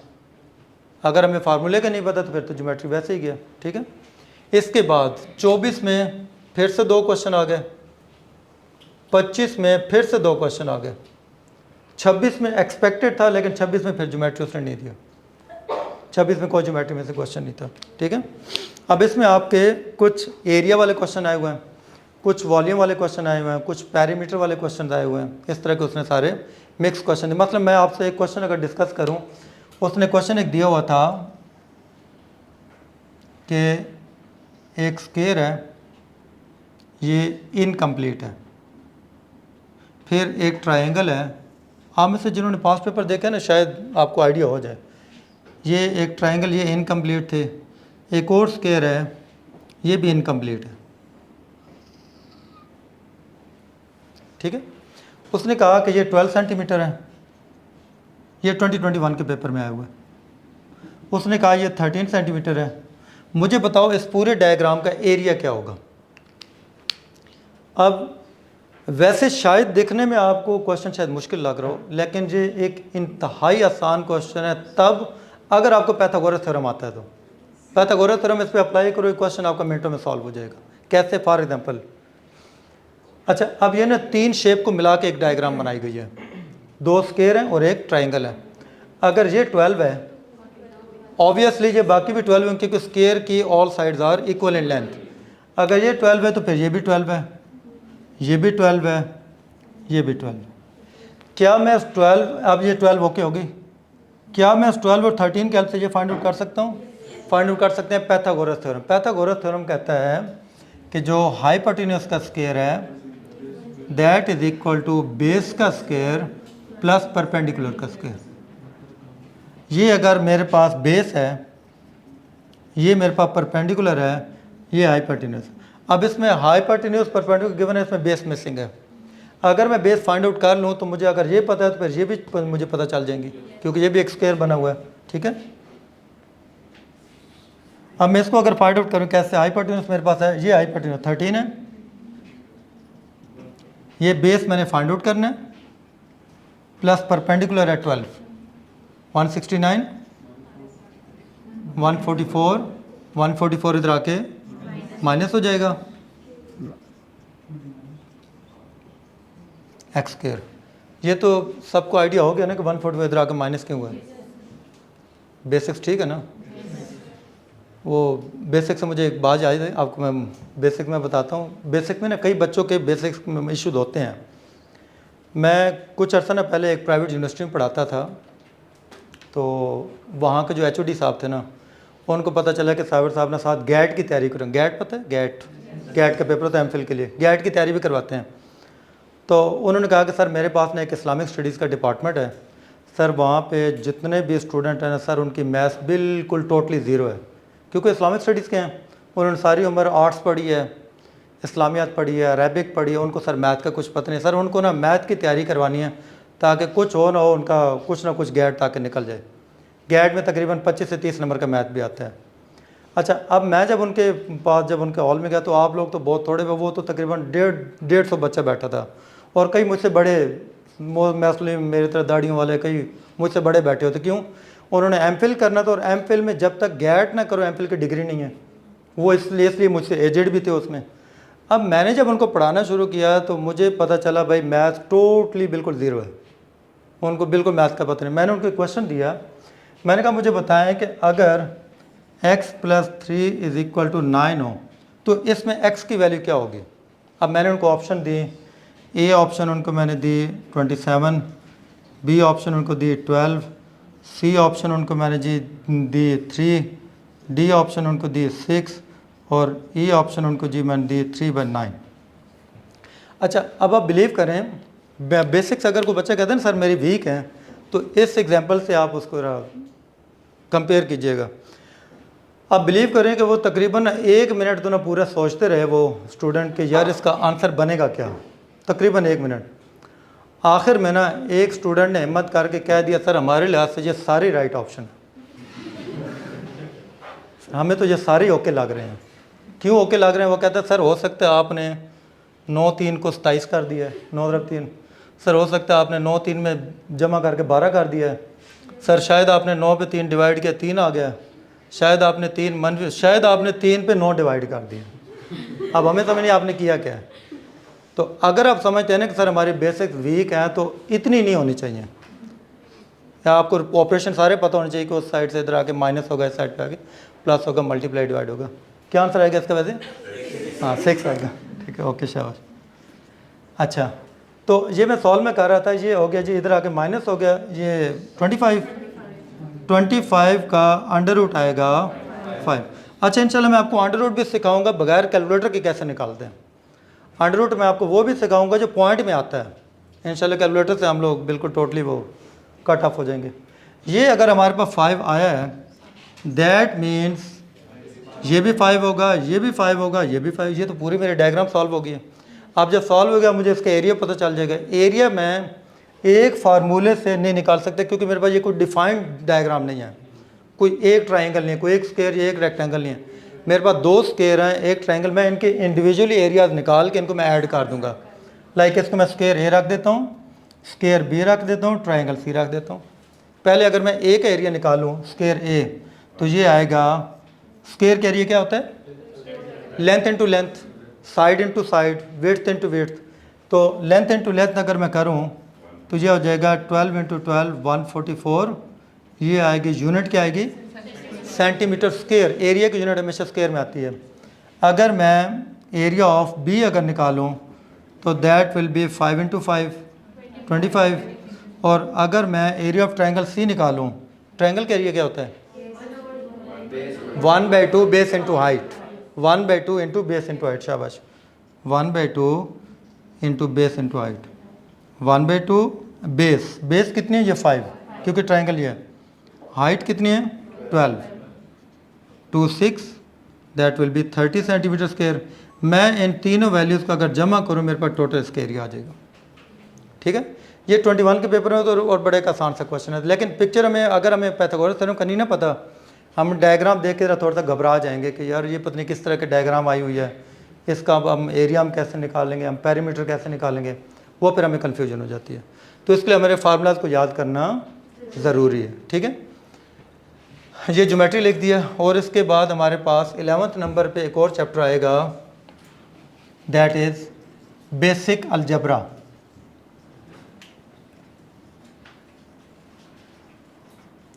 अच्छा, ये जो बेसिक अलजबरा का चैप्टर है ना, ये specially important for 1 paper MCQs, क्योंकि इसमें शॉर्ट से क्वेश्चन निकलते हैं। 1 पेपर एमसीक्यूज़ में भी एमपीटी टाइप क्वेश्चन जितने भी वो आपके शॉर्ट क्वेश्चन है, उसके लिए ये ज़्यादा इंपॉर्टेंट है। ठीक है, इसीलिए मैं अभी आपको मैं बुक का भी हवाला दूंगा, मेरी अपनी बुक है, उसमें मैंने अलजबरा के अंदर तकरीबन को 120 क्वेश्चन रखे हुए हैं। वो 120 क्वेश्चन इसीलिए ताकि आपके ये कभी कभार ना टॉपिक उसमें लिखा होता है, कंटेंट लिखा होता है बेसिक अरिथमेटिक, एक वर्ड लिखा होता है। बेसिक अरिथमेटिक यही होता है, शॉर्ट इक्वेशन होती है, लीनियर इक्वेशन होती हैं, उसमें शॉर्ट कंसेप्ट होते हैं, वो फिर बेसिक अलजबरा से हमारे ज़्यादा क्लियर हो जाएंगे। ये आप अगर जीएसए में देखो तो एक क्वेश्चन आपको 2020 में मिलता है और 2 क्वेश्चन आपको 25 में मिलते हैं, और लास्ट ईयर 2026 में भी एक क्वेश्चन, लेकिन वो शॉर्ट से क्वेश्चन है, इतने मुश्किल नहीं है। 2020 में उसने सिंपली 4 से 5 इक्वेशन दी हैं शॉर्ट, वो आप लोगों ने उनको सॉल्व करना है। ठीक है, ये सर रेज कर दूं, ये सब ओके। इंशाल्लाह सबसे ज़्यादा एबिलिटी आप यहीं पढ़ोगे इंशाल्लाह।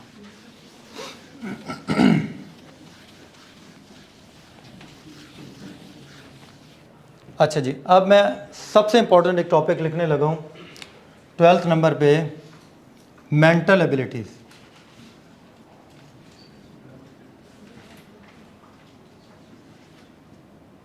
मेंटल एबिलिटीज़ हर साल है तकरीबन 2017, 2018, 2019, 2021 2 क्वेश्चन, 22 में 3 क्वेश्चन, 23 में 2 क्वेश्चन, 24 में 2 क्वेश्चन, 25 में 2 क्वेश्चन, 25 में 1 क्वेश्चन और 26 में 1 क्वेश्चन।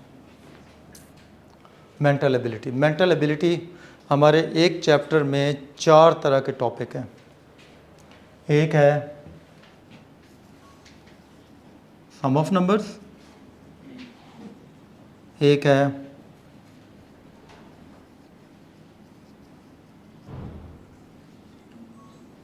नंबर सीरीज प्रॉब्लम, एक है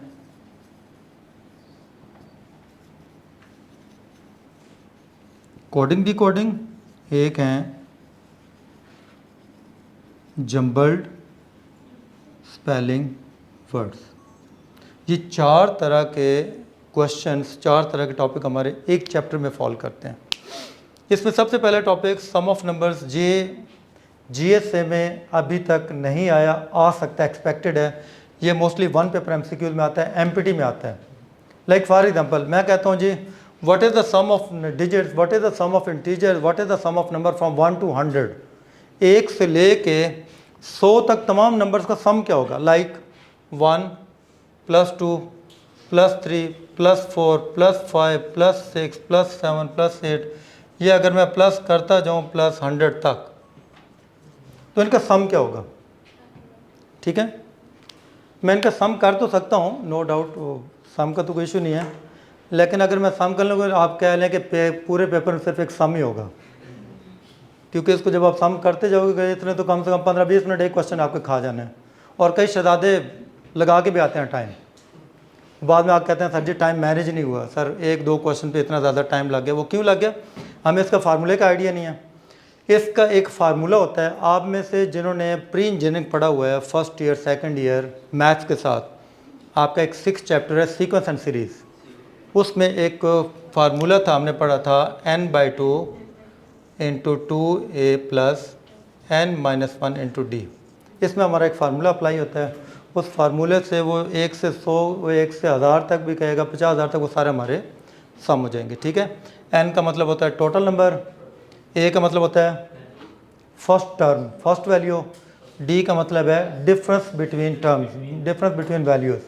तो इसका मतलब ये हुआ कि n की जगह क्या आएगा 100, 100/2, 2 × a मतलब फर्स्ट टर्म क्या है, फर्स्ट टर्म है 1, प्लस n की जगह 100 -1, d क्या है difference between terms, that is 1 के बाद 2 के बाद 3 के बाद 4, 1 का डिफरेंस है ये 1। आप इसको सॉल्व करते हैं, 50 × 2 1 = 2, 100 - 1 99 × 1 99, तो दैट विल बी 50 × 101 50 या अगर हम 1 से लेके 100 तक अगर हम सम करें ना, तो ये हमारे पास 5050 आता है। इसकी अगर वेरिफिकेशन करनी हो ना, तो किसी दिन आप कहीं कोई सही वेले बैठे हो ना, वेरिफिकेशन कर लीजिएगा, आप यकीन करें आंसर इतना ही आएगा 5050। ठीक है, अगर कभी आप समझते बोर हो रहे हैं, फ्री बैठे हैं, 1 से 100 तक आप काउंट बेशक कर लीजिए।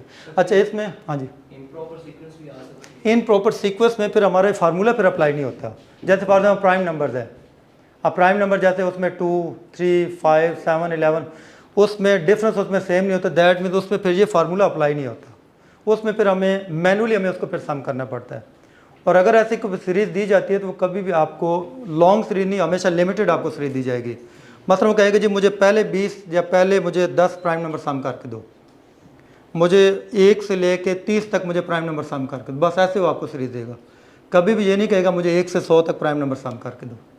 ये हमेशा this formula is only applicable for an arithmetic series, arithmetic series जिसमें सीक्वेंस आपका सेम रहता है, डिफरेंस आपका सेम रहता है।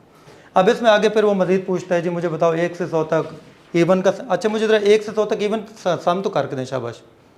ये मैंने 1 से 100 तक सारे नंबर्स का सम किया है ना, मुझे 1 से 100 तक इवन का सम करके दें जी। होल नंबर्स की सीरीज वो दे सकते हैं आपको, वो तो फिर 0 से फिर स्टार्ट होगा। हाँ वो आपके फिर 0 फिर आपके हो जाएगी, वो सिर्फ ये 0 करेगा बस, वो तो आगे आप सेम रहेगा ना। हाँ नहीं ओवरऑल डिजिट फ़र्क क्यों पड़ेगा, वो तो जस्ट इसको बस 0 करेगा ना, वो आगे तो आपका ये ओके आएगा, ये आपको ओके आएगा। नहीं n means total number of values, ठीक है, ए एन की बात नहीं हो रही, ये एन मीन्स टोटल नंबर है। अच्छा, what is the sum of numbers, what is the sum of even numbers from 1 to 100, इसको जरा सम करें, 1 से 100 तक इवन नंबर्स का सम क्या होगा। तो मैं थोड़ा सा सांस ले लूँ।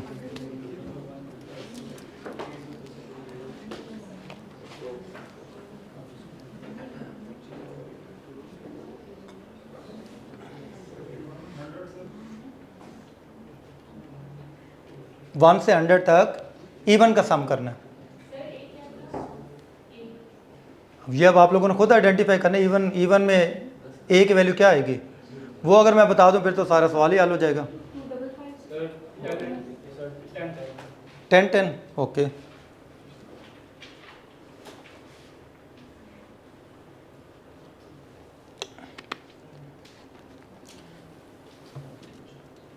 हाँ जी, अगर मैं इवन का सम कर रहा हूं ना,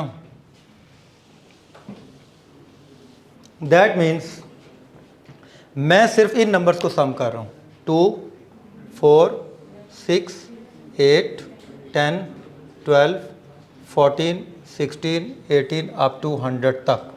इसका मतलब मैं तो सिर्फ इनको सम कर रहा हूँ। इसको अभी कंफर्म कर लेते हैं। अच्छा, अब अगर तो हम n की जगह यहाँ पे 100 पुट करें तो हम गलत कर रहे हैं, n की जगह 50 आएगा, सबसे पहला पॉइंट। क्यों? क्योंकि आपने जब इवन को सम करना है तो बीच में से ऑड तो टोटली निकल गए। अब 1 से 100 हो या चाहे 1 से 500 चाहे 1 से 1000, आपने याद रखना है आधे इवन है आधे ऑड है। अब 1 से 100 में आधे इवन मतलब 50 इवन होंगे 50 ऑड होंगे, n की जगह उसमें फिर 50 आ जाएगा। 2 इंटू ए फर्स्ट वैल्यू क्या आएगी 2। अब यहाँ पे भी n की जगह 50 आ गया, 50 माइनस, और डिफरेंस कितना आएगा 2 4 6 8, उनमें 2 का डिफरेंस आएगा। इसको आप आगे सॉल्व करेंगे, ये आपका आंसर आ जाएगा 25। यहाँ पे आएगा 4, 50 माइनस 14 इंटू 2 98, 25 इंटू 100 इंटू 102, ये आ जाएगा 2550, ठीक है। और अगर मैं ऑड का सम करूं, क्या ऑड का सम भी सेम आएगा? उसमें भी 2 का डिफरेंस है, उसमें भी 50 नंबर है। क्या ऑड का सम सेम आएगा डिफरेंट आएगा? ऑड। वजह क्योंकि उसकी जो फर्स्ट टर्म है वो चेंज हो जाएगी। अगर मैं ऑड का सम करता हूँ ना, दैट में अगर मैं करता हूँ 1 3 5 7 9 11 अप टू 99 तक, उसमें भी n 50 आएंगे, उसमें भी n यहाँ पे 50 आएंगे, डिफरेंस 2 आएगा, लेकिन वहाँ पे फ़र्क ये आएगा कि a की जगह 1 आ जाएगा, जिस वजह से आगे पूरे आंसर में फ़र्क पड़ेगा। फिर ये 2 1 2, ये 100 आएगा, दैट विल बी 2500। अब ज़रा गौर करें, मेरा इवन का सम कितना आया था 2550, ऑड का सम कितना आया था, दोनों का सम करें कितना आता है? ये उतना ही आता है जो हमने 100 को पूरा इकट्ठा सम किया था। वहाँ पे मैंने उनको इकट्ठा सम किया, जहाँ पे मैंने उनको तोड़ के सम किया, इवन को अलहदा सम किया, ऑड को अलहदा सम किया, ठीक है। सम आपका एग्जैक्टली उतना ही आएगा। अच्छा, ये एक एग्जांपल मैंने आपको दी है सम ऑफ नंबर्स की। उसके बाद हमारा दूसरा जो इसमें कंसेप्ट आता है ना, that is number series problem. Number series problem उन क्वेश्चन को कहते हैं जिनको जी हम कहें जी सम ऑफ ये what come next in the following series, find the missing number in the following series. इस तरह के क्वेश्चन आते हैं 2021 में भी हैं, 22 में भी हैं, 23 में भी है, 24 में भी है।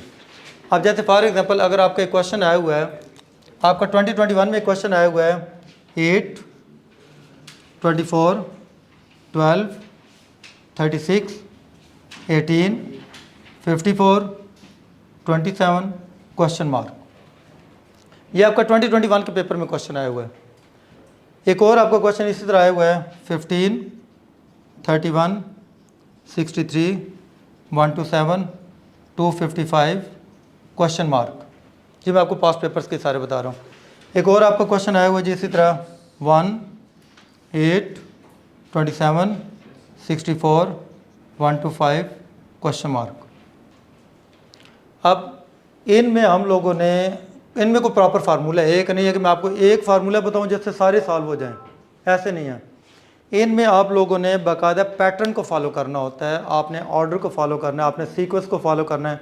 इसमें सीक्वेंस का चल रहा है, क्या पैटर्न चल रहा है, कोई मल्टीप्लाई कर रहा है, कोई डिवाइड कर रहा है, कोई स्केयर कर रहा है, कोई डिवाइड करके मल्टीप्लाई कर रहा है, कोई मल्टीप्लाई करके डिवाइड कर रहा है, कोई ऐड माइनस कर रहा है, क्या कर रहा है।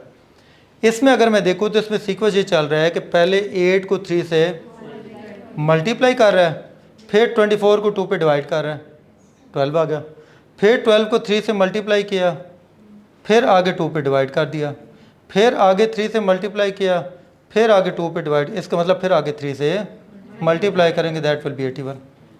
तो इनमें हमारी मैक्सिमम प्रैक्टिस रिक्वायर्ड होती है। इनमें कोई एक फार्मूला नहीं कि आप उसी फार्मूले को लगाएं और सारे सॉल्व हो जाएं। अब इसमें शायद पैटर्न चेंज होगा, उसमें पैटर्न, अब इसमें पैटर्न क्या है, 1531 का क्या रिलेशन बनता है। अगर मैं प्लस 16 वाला कंसेप्ट भी है, लेकिन इसमें आसान कंसेप्ट है कि इसको मल्टीप्लाई 2 + 1 करें। अगर मैं मल्टीप्लाई 2 करूँ 30 और प्लस 1 करूँ तो 31 को मल्टीप्लाई 2 करूँ तो 62, 62 को प्लस 1 करूँ तो 63, 63 2 दर 126, 1 प्लस करें तो 127, मल्टीप्लाई 2 + 1, इसको मल्टीप्लाई 2 करेंगे तो आएगा 510, 255 को प्लस 1 करेंगे तो that will B 511, 511 will be the right answer. ठीक है, लास्ट क्वेश्चन, उसमें क्या, उसमें सीक्वेंस चल रहा है कोई, हाँ, ये सारे के सारे क्यूब हैं। क्यूब मतलब पावर 3 है, 1 का क्यूब है, दैट इज़ 2 का क्यूब, दैट इज़ 3 का क्यूब, दैट इज़ 4 का क्यूब, 5 का क्यूब, यहाँ पे 6 का क्यूब आएगा 216। ठीक है, तो इस तरह के क्वेश्चन में हमारे पेपर्स में आते हैं, दोबारा 27 में फिर आ सकते हैं, 25-26 में नहीं है ये नंबर सीरीज़, 24 तक की हैं बस। उसके बाद हमारा तीसरा कंसेप्ट आता है coding D coding, that is very important. Coding D coding, coding D coding का कंसेप्ट क्या है, ये रेस कर दूं ये साइड, ओके। आपके साथ मेरी क्लास 12 बजे तक है, इसलिए मैं आपको साथ साथ ना कुछ एग्जांपल्स भी दिए जा रहा हूँ ताकि आपको आइडिया हो जाए। कोडिंग डी कोडिंग में जी आपका एक 2017 में क्वेश्चन है कोडिंग डी कोडिंग का, एक 2018 में क्वेश्चन है, एक बाद कोई कोडिंग डी कोडिंग नहीं आया। ठीक है, 27 में हो सकता है हमारी दफ़ा आ जाए वो। कोडिंग डी कोडिंग का कंसेप्ट क्या है, जैसे आपका 22 में क्वेश्चन आया था कि अगर एक वर्ड है ब्रदर, ब्रदर को अगर हम लिखते हैं in a code language, brother is written as QDGSNQA। अगर वो कहता है कि मैं ब्रदर को अगर इस कोड में लिखता हूँ, then in the same code language word sister will be written as question mark, that is called coding decoding. कि आपने ये जो वर्ड ब्रदर है, इसको आपने जो इस कोड में चेंज किया है ना, इस पूरे कोड में, इसके पीछे रीज़न क्या है, इसके पीछे लॉजिक क्या है, इसके पीछे पैटर्न क्या है, इसके पीछे सीक्वेंस क्या है, इसका फार्मूला क्या है, वो फार्मूला, वो पैटर्न, वो कोड आप लोगों ने आइडेंटिफाई करना है और उसी को आइडेंटिफाई करके आपने सेम इस वर्ड पे उसको अप्लाई कर देना है, that is coding D coding. समझ आई कि इसको मैंने किस सीक्वेंस के थ्रू, किस फार्मूले के थ्रू चेंज किया, वही फार्मूला मैंने इस पे फिर अप्लाई करना है। इस तरह का अगर क्वेश्चन कभी आ जाए ना पेपर में, तो सबसे पहला काम ये करना है कि आपने वहाँ पे ए से लेके जेड तक अपने अल्फ़ाबेट लिख लेने हैं। ठीक है, उसकी वजह ये है कि आप यकीन करें पेपर का इतना प्रेशर होता है ना कि वो ABCD भूली होती है। मतलब आप लोगों ने 2 अल्फ़ाबेट आपने बैक जाना है, आपने 3 अल्फ़ाबेट आपने आगे जाना है, आपने वो V से आपने 2 अल्फ़ाबेट आपने पीछे देखना, V से 2 अल्फ़ाबेट पीछे क्या होंगे, वहाँ पे फिर वो बंदा कंफ्यूज हो जाता है, बंदे को फिर वो खुदा ना कहता है बंदा रॉन्ग कोई अल्फ़ाबेट वहाँ पुट कर दे। इसके लिए सबसे पहले आपने A से ले के Z तक आपने सारे अल्फ़ाबेट्स आप लोगों ने लिख लेने।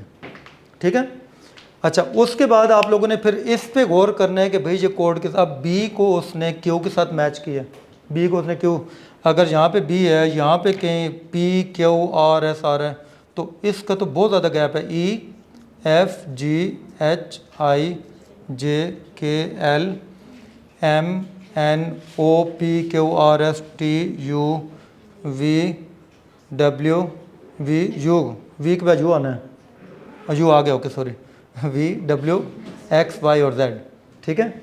अच्छा, अब ये मेरे पास अल्फ़ाबेट्स हैं। अब इनमें अगर मैं बी को अगर क्यू से मैच करूँ कि भाई वहाँ पे पहला बी था, यहाँ पे पहला क्यू, बी और क्यू में तो बहुत ज़्यादा डिफरेंस है। ये तो कम से कम कुछ 10, 12, 14 अल्फ़ाबेट्स का फ़र्क है। यहाँ पे आर सेकंड पे है, यहाँ पे सेकंड मैंने डी लगाया, आर से अब मैं वापस डी की तरफ जाऊँ, वो भी 10, 12 अल्फ़ाबेट्स का फ़र्क है। तो ये तो कोई सीक्वेंस को बन नहीं रहा, कोई मैच बन नहीं रहा। इसमें अब उसने सीक्वेंस क्या चला, किसी को आइडेंटिफाई हो रहा है, कोई लॉजिक को लग रही हो, शाबाश, थोड़ी सी गौर करे, हो जाएगा।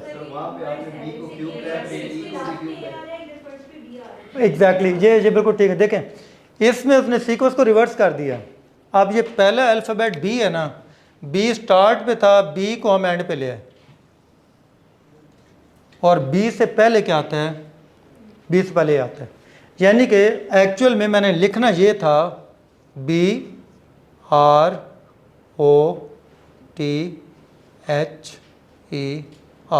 मैंने क्या किया, मैंने सारा उसका सीक्वेंस रिवर्स कर दिया। मैंने लिखना बी था, बी की जगह मैंने क्या लिख दिया, ए, यानी बी से पहले ये आता है। इधर दूसरा अल्फ़ाबेट क्या था, आर, मैंने आर को सेकंड से सेकंड लास्ट ले आया, लेकिन आर से पहले क्या आता है, क्यू, मैंने आर को मैंने क्यू से कन्वर्ट कर दिया। उधर ओ था, ओ को मैं थर्ड लास्ट लिया, ओ से पहले क्या आता है, एन। इसका मतलब ये ओ से पहले एन है, टी से पहले एस है, एच से पहले जी है, ई से पहले डी, आर से पहले क्यू। इसका मतलब ये हुआ कि complete sequence of the whole word is being reversed and each alphabet is being replaced with the previous alphabet.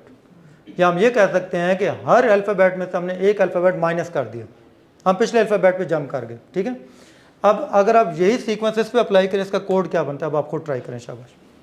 इसका क्या कोड बनता है, कोड लिख के मुझे बताएं, शाबाश।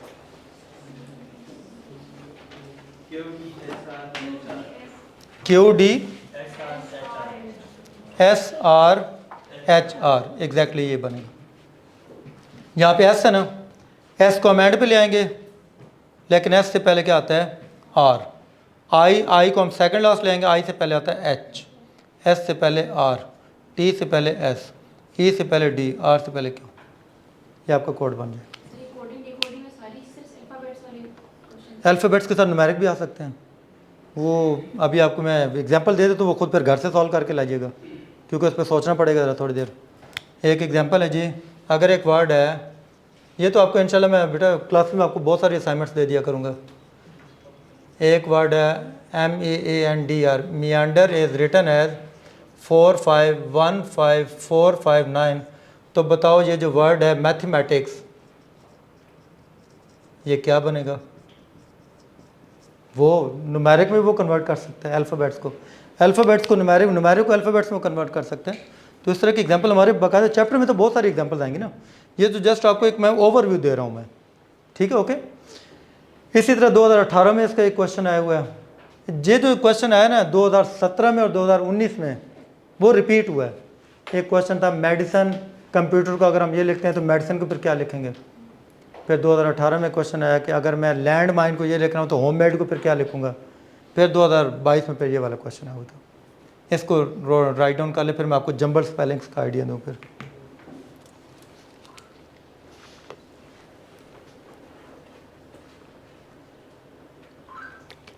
कोई क्वेश्चन किसी का, कोई क्वेश्चन नहीं।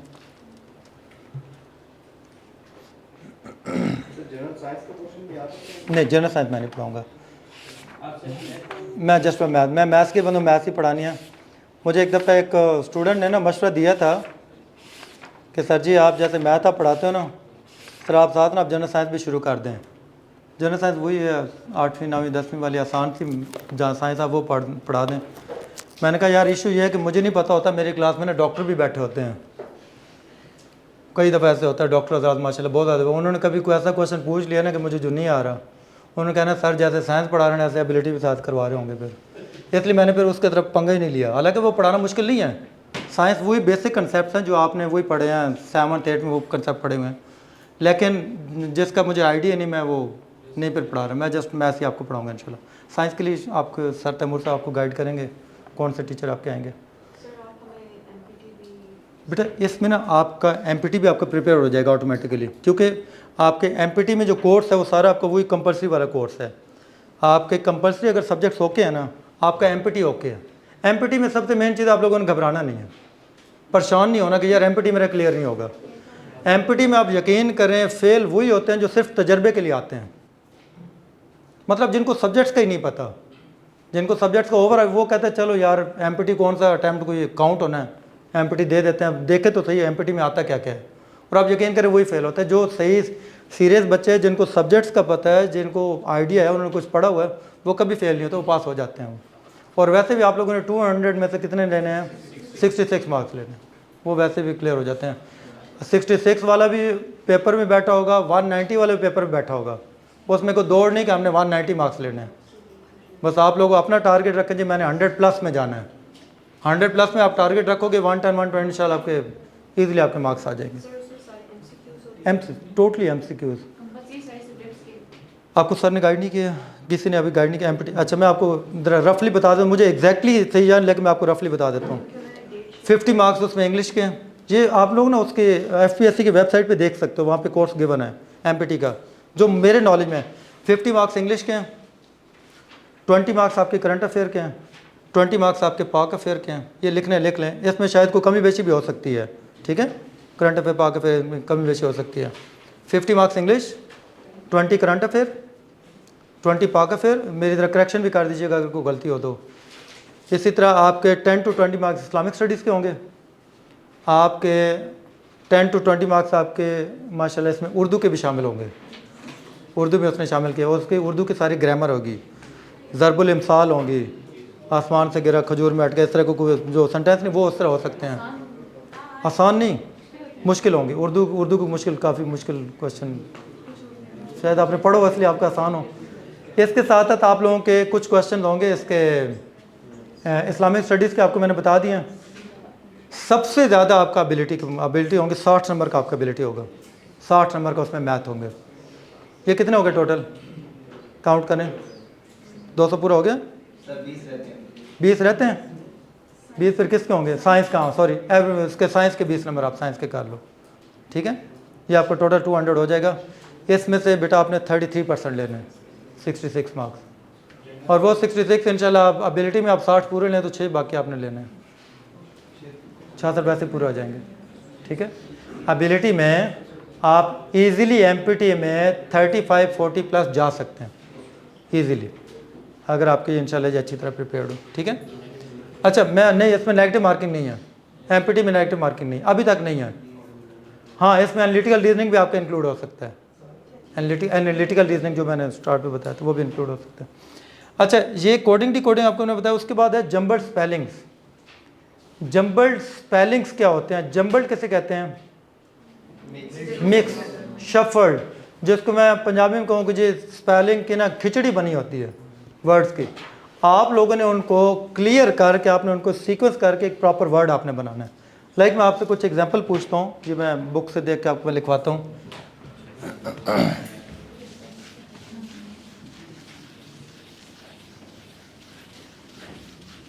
बीच में कोई ब्रेक श्रेक तो नहीं होती ना, 2 आवर्स की रेगुलर क्लास है ना, बस ठीक है। ब्रेक श्रेक होए तो मुझे बता दीजिएगा।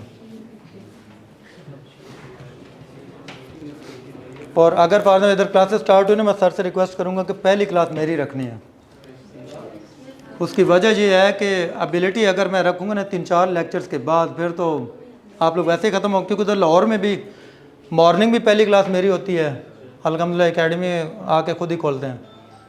इवनिंग क्लास भी मेरी पहली होती है, क्योंकि उस वक्त बच्चे ना बिल्कुल फ्रेश आते हैं, फिर कुछ ना कुछ मैथ समझ आ जाता है, बाद में तो बिल्कुल ही समझ नहीं आता। अच्छा इसमें आपके जो वर्ड्स आए मैं आपसे डिस्कस करता हूँ जी। लाइक 2021 में एक वर्ड आए हुए थे, ये 5 वर्ड है 2021 के।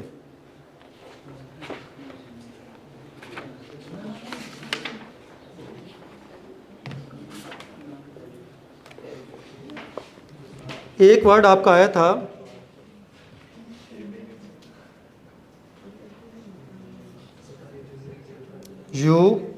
ORSEIS, एक वर्ड था REGAHT, एक वर्ड था TYLEAL,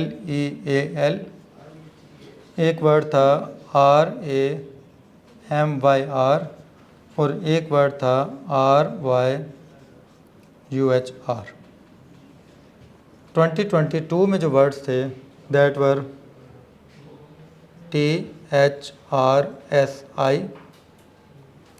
GNDREA,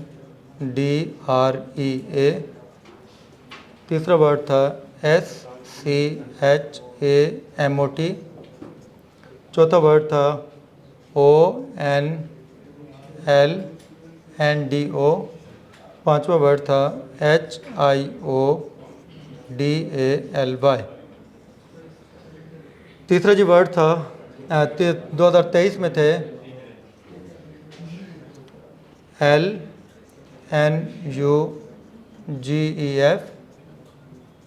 दूसरा था CKANS, तीसरा था CIREFE,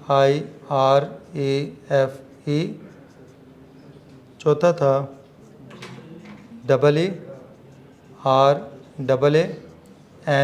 EERAANMOGTP और पांचवा वर्ड था MNIKPPU। 24 के मैं वर्ड लिख देता हूँ, कम से आपका आधा घंटा निकल जाएगा। UCT, REU, TRS,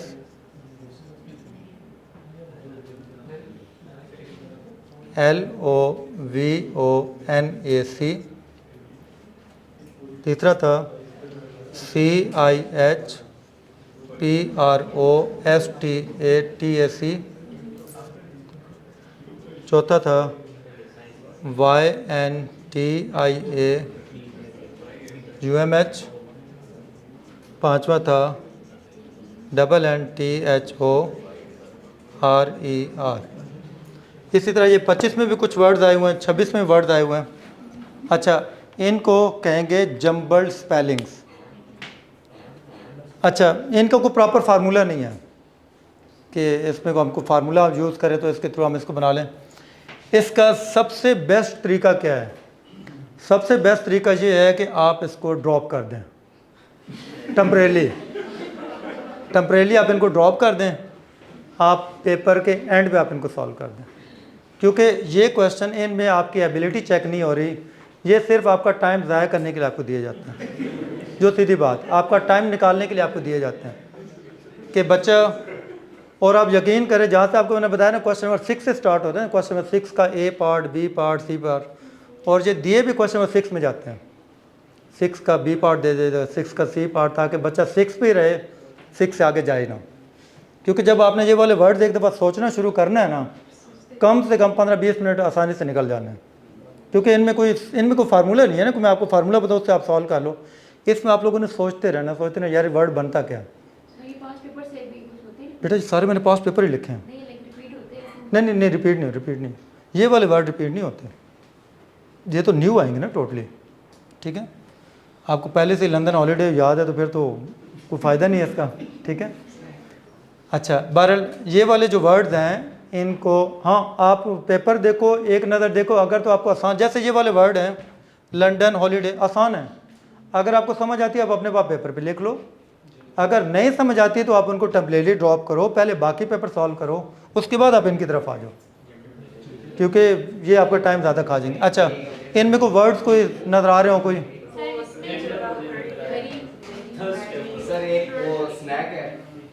ये क्या वर्ड है?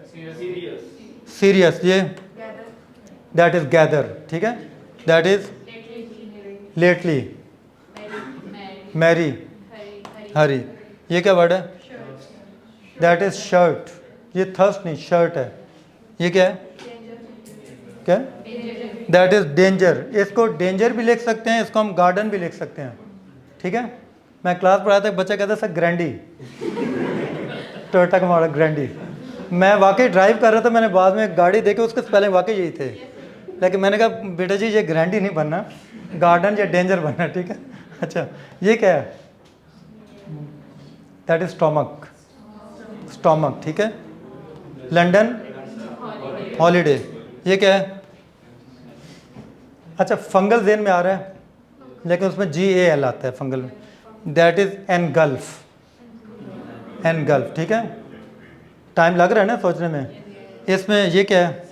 दैट इज स्नैक, SNAC के स्नैक, दैट इज, ये क्या है? फियर्स, खौफजदा, फियर्स, ये क्या है? पोमीग्रेनेट, अनार, दैट इज, ये भी उसी से मिलता जुलता है, पंपकिन, पोमीग्रेनेट और पंपकिन। ये क्या क्या है? पहला वर्ड है, पहला वर्ड है that is structure, structure, that is volcano, that is catastrophic, that is humanity, that is northern, northern, ठीक है। अगर मैं भी अगर आपकी तरह इस तरह के वर्ड पहली दफ़ा देखूंगा तो मुझे भी इतना टाइम लग जाना है। ये तो मुझे ज़बानी याद है इसलिए आपको बार बताता गया ना मैं, मुझे भी इतना टाइम लगे क्योंकि आपकी तो वोकैबुलरी भी मुझसे बेहतर है, आपको शायद जल्दी समझ आ जाए, ठीक है। तो बहरहाल ये आपका 5 नंबर का क्वेश्चन ये हर साल आ रहा है, 21 में भी है, 22 में, 23 में, 24, 25 में भी आए हुए हैं, 26 में भी आए हुए हैं, ठीक है। इन्होंने लाजमी आना ही आना है, ठीक है। अच्छा 12 नंबर हमारा मेंटल एबिलिटी था, उसके बाद हम 13 नंबर देखते हैं कौन सा, सॉरी बेटे, थैंक यू।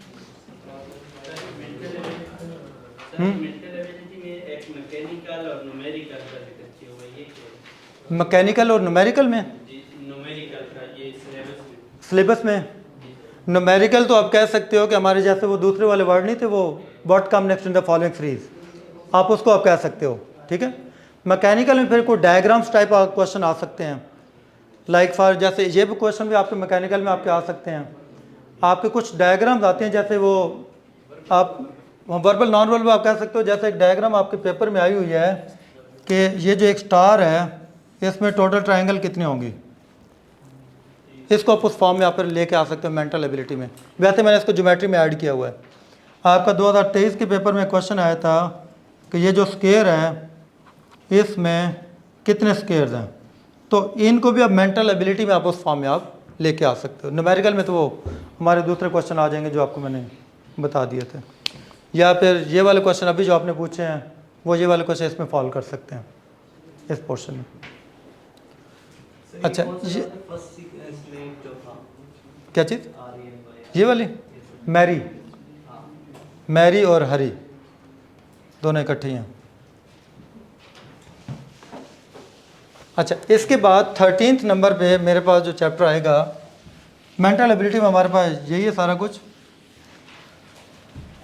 13 नंबर पे एक और चैप्टर आ रहा है, that is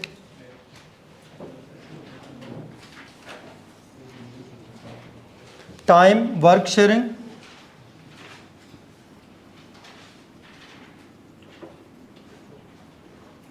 time work sharing ये एक आसान सा कंसेप्ट है, ये सिर्फ 2019 में आया बस। इसका कंसेप्ट ये है कि फॉर एग्जांपल अगर एक असाइनमेंट है, एक काम है, वो मैंने असाइनमेंट एक पर्सन ए को दी, वो उसको 2 घंटे में कंप्लीट करती हैं। वही असाइनमेंट अगर मैं बी को देता हूँ तो वो उसको 3 घंटे में कंप्लीट करती हैं। मैं कहता हूँ कि ए और बी आप दोनों मिल के असाइनमेंट कंप्लीट करें, फिर कितना टाइम लगेगा, तो वो इस कंसेप्ट में आएगा। या आप लोगों ने इस तरह के क्वेश्चन शायद कभी पढ़े हों कि एक इनलेट पाइप है, वो वाटर टैंक को इतने घंटे में फिल करता है, एक और पाइप है वो उसी वाटर टैंक को इतने घंटे में फिल करता है। अगर दोनों पाइप में एट अ टाइम ओपन कर दो फिर कितना टाइम लगेगा, तो वो हमारा इस फार्मूले जो 2019 के पास पेपर में क्वेश्चन आया उसमें भी उसने पाइप की बात की है कि एक पाइप दूसरे पाइप से 1.25 टाइम तेज़ी से फिल करता है। दोनों पाइप अगर 5 घंटे फिल करें तो बताओ स्लो और पाइप कितनी देर में फिल करेगा। ये 2019 के पेपर में उसने क्वेश्चन पूछा हुआ। उसके बाद 14th नंबर पे आपका एक और चैप्टर आता है, that is simple and compound interest. ये मोस्टली वन पेपर एमसीक्यूज में आता है, एमपीटी में भी आता है। ये 2021 में क्वेश्चन आया हुआ है 2021, उसके बाद नहीं आया। इसमें आपके 2 कंसेप्ट हैं, एक सिंपल इंटरेस्ट, एक कंपाउंड इंटरेस्ट। 2 फार्मूलाज आएंगे, उससे इंशाल्लाह हमारा पूरा चैप्टर सॉल्व हो जाएगा। 15th नंबर पे हमारा एक और चैप्टर आएगा, दैट इज सेट्स। ठीक है, सेट्स ये जीएसए में आया हुआ है, 2019 में आया हुआ है। उसने एक क्वेश्चन दिया था, ए इंटरसेक्शन बी में बताओ कितने नंबर ऑफ एलिमेंट आते हैं। उसने एक यूनिवर्सल सेट दिया, उसने एक ए सेट दिया, एक बी सेट दिया, कहते बताओ इसमें कितने आएंगे एलिमेंट्स ए इंटरसेक्शन बी में। अच्छा, इसके साथ 16 नंबर पे हमारा एक और चैप्टर आएगा, 16, 17, 18। ये जो 3 चैप्टर भी लिखने लगो ना, ये पास पेपर में नहीं आए, एक्सपेक्टेड हैं, आ सकते हैं। एक चैप्टर होगा यूनिट मेथड, जिसको हम यूनिटरी मेथड भी कहते हैं, कि पहले हमने सिंगल 1 की वैल्यू निकालनी है, फिर हमने जो वैल्यू फाइंड आउट करनी है उसको मल्टीप्लाई कर। 17th नंबर पे एक और चैप्टर आएगा, that is clock angle problem. Clock angle, like at this time अगर मेरे पास टाइम हुआ है 11:20, तो ये जो दूसरी क्लॉक है, एनालॉग क्लॉक, सुइयों वाली घड़ी, उसमें कहता है कि जी एक 11:20 बताओ कि आवर हैंड और मिनट हैंड इनके दरम्यान कितने डिग्री का एंगल होगा। अब वो इस तरह का क्वेश्चन आप लोगों से पूछता है, वो उसमें अब ना हमारे पास वो प्रोटेक्टर होता है, जिसको हम अपनी ज़बान में क्या कहते हैं, डी, वो नहीं होता हमारे पास, ना हमारे पास वो कंपास होती है जिससे हम वो सर्कल बनाते हैं। अगर वो हो तो हमको सर्कल घड़ी बना के हम कोई अंदाज़ा लगा सकते हैं, डी रख के ना, क्लॉक बना के क्या बना। तो इसके लिए हमारे पास एक प्रॉपर फार्मूला होगा, उस फार्मूले में जस्ट हमने आर पुट करने हैं, मिनट पुट करने हैं, वो हमें खुद कैलकुलेट करके दे देगा कि 11:20 पे कितने डिग्री का एंगल बन रहे हैं। इसके अलावा एक और आपका 18 नंबर पे चैप्टर आएगा, that will be percentage in geometry. Geometry में ना आगे परसेंटेज का कंसेप्ट आता है। फॉर एग्जाम्पल क्वेश्चन इस तरह करता है कि अगर एक सर्कल का रेडियस है, मैं अगर उसको 20% बढ़ा दूं तो बताओ सर्कल का एरिया कितने % बढ़ जाएगा। अगर एक रेक्टेंगल में मैं लेंथ को अगर 20% बढ़ा दूं, विड्थ को अगर मैं 30% कम कर दूं, बताओ उसका एरिया पे क्या फ़र्क पड़ेगा, उसका एरिया कितना इंक्रीज़ होगा, कितना डिक्रीज़ होगा।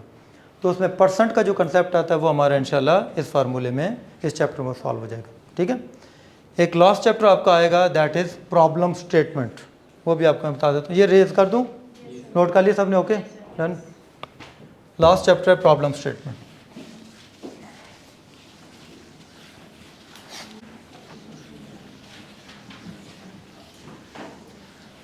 आप लोग माशाल्लाह सारे जून बैच के हैं, स्टार्ट हो गया माशाल्लाह बैच, मंडे से स्टार्ट है, चलिए इंशाल्लाह ओके हो गया। अच्छा, प्रॉब्लम स्टेटमेंट, प्रॉब्लम स्टेटमेंट ये आपका 2017 में 2 क्वेश्चन है, 2019 में 3 क्वेश्चन है, 2022 में 1 क्वेश्चन है, 2023 में 2 क्वेश्चन है और 2024 में भी 1 क्वेश्चन है। प्रॉब्लम स्टेटमेंट टाइप क्वेश्चन, जिनको हम वर्ड प्रॉब्लम भी कहते हैं। इसमें स्टेटमेंट टाइप क्वेश्चन आते हैं, उन पे या तो आपने कोई फार्मूला अप्लाई करना है या आप उसको लॉजिकली सॉल्व करेंगे। इसमें मोस्टली क्वेश्चन आपके ना कैलकुलेशन वाले आते हैं। मसलन मैं आपसे एक क्वेश्चन डिस्कस करता हूँ। 2019 के पेपर में उसने क्वेश्चन किया था कि each packet of washing powder carries a token.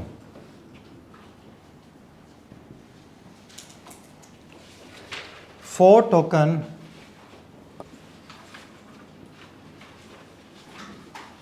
can be exchanged for a free packet.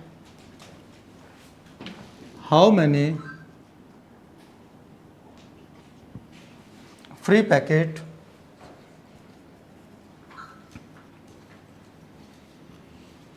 will I receive if I buy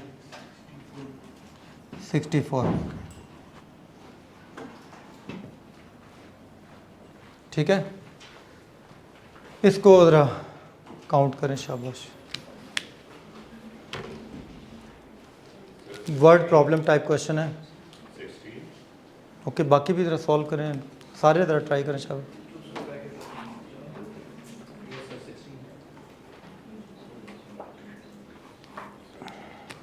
कभी कभार ना जीएसए में आसान सवाल भी आ जाते हैं, सारे मुश्किल नहीं आने हैं।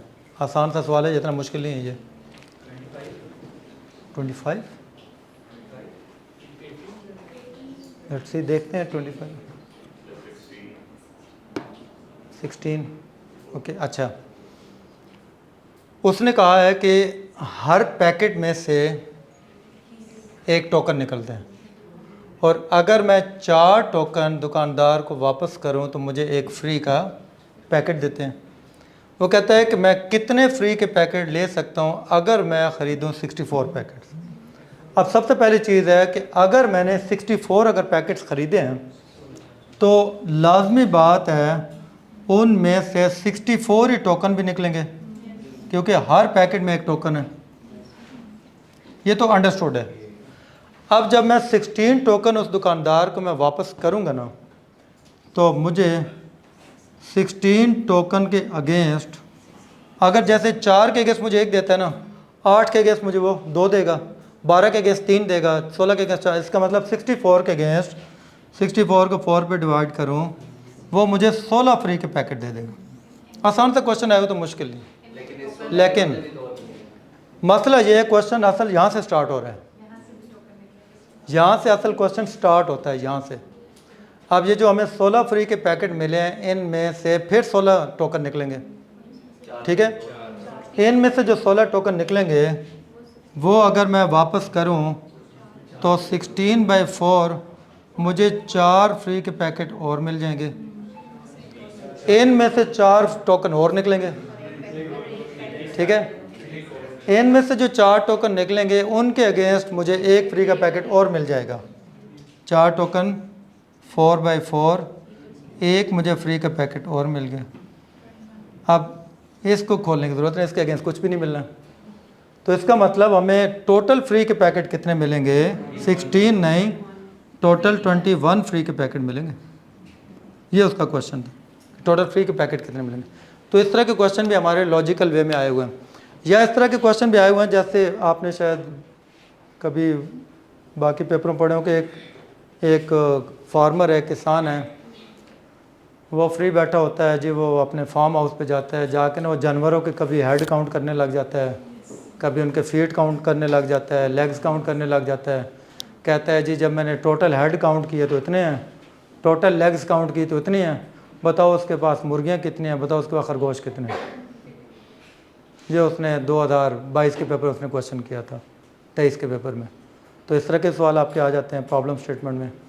तो बहरहाल हमारा ये जो चैप्टर है ये भी इम्पॉर्टेंट है, इसमें से भी आपको क्वेश्चन आ सकते हैं जिसमें सारी आपकी कैलकुलेशन आती है, ठीक है। ये हमारा 19 चैप्टर हमारे होंगे मैथ्स के, 19 चैप्टर, ठीक है। काफ़ी है ना, मेरे ख्याल से इंशाल्लाह काफ़ी हो जाएंगे आपके लिए। और इनमें आगे हर चैप्टर में तकरीबन आप कह लें कि 40-50 आपके लिए एक्सरसाइज क्वेश्चन होंगे इंशाल्लाह। वो कुछ चैप्टर में से 40-50 से ज़्यादा भी होंगे, ठीक है। तो वो आपके लिए इंशाल्लाह बहुत अच्छे, बहुत बेहतर हो जाएंगे। और सबसे मेन चीज़ हमारा जो सबसे ज़्यादा फोकस होता है पास पेपरों पे होगा इंशाल्लाह। आपके सामने ही है, मैंने हर टॉपिक के साथ आपको पास पेपर A to Z 16 से 26 तक आपको मैंने अप टू डेट कर दिया, ठीक है। अच्छा, जब हम लोग मैथ कवर कर लेंगे उसके बाद हम लोग फिर आएंगे एनालिटिकल रीजनिंग की तरफ। एनालिटिकल रीजनिंग में क्या क्या है वो भी आपको मैंने थोड़ा सा गाइड कर।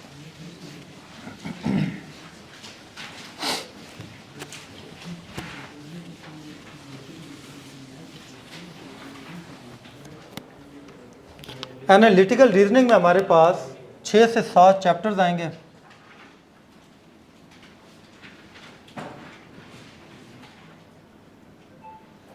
एनालिटिकल रीजनिंग ना ये मोस्टली इंपॉर्टेंट है फॉर, जैसे पहले मैंने एक नाम लिया था गैट टेस्ट।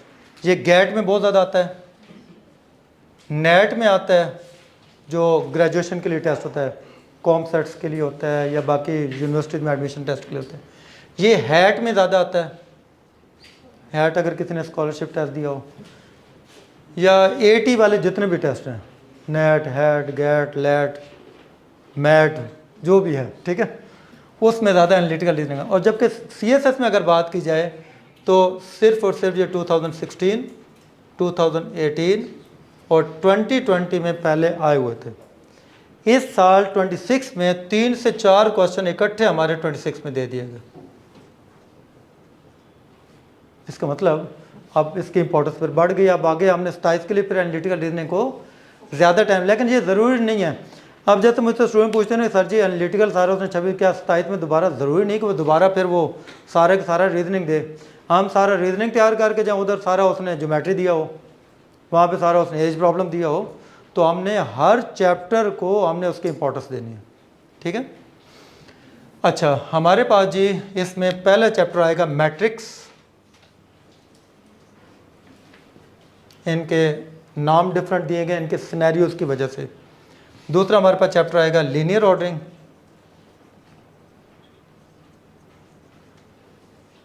तीसरा इसमें चैप्टर आएगा डिस्ट्रीब्यूटेड ऑर्डरिंग।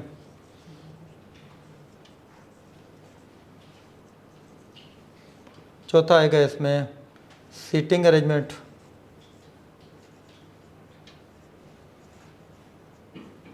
पांचवा इसमें आएगा सिलेक्शन मेथड। छठा इसमें आएगा नेटवर्किंग मेथड। और सेवंथ इसमें आएगा लेस देन ग्रेटर देन। ये 7 चैप्टर्स होंगे जिनमें से इंशाल्लाह हमारे ये प्रिपरेशन हमारी हो जाएगी।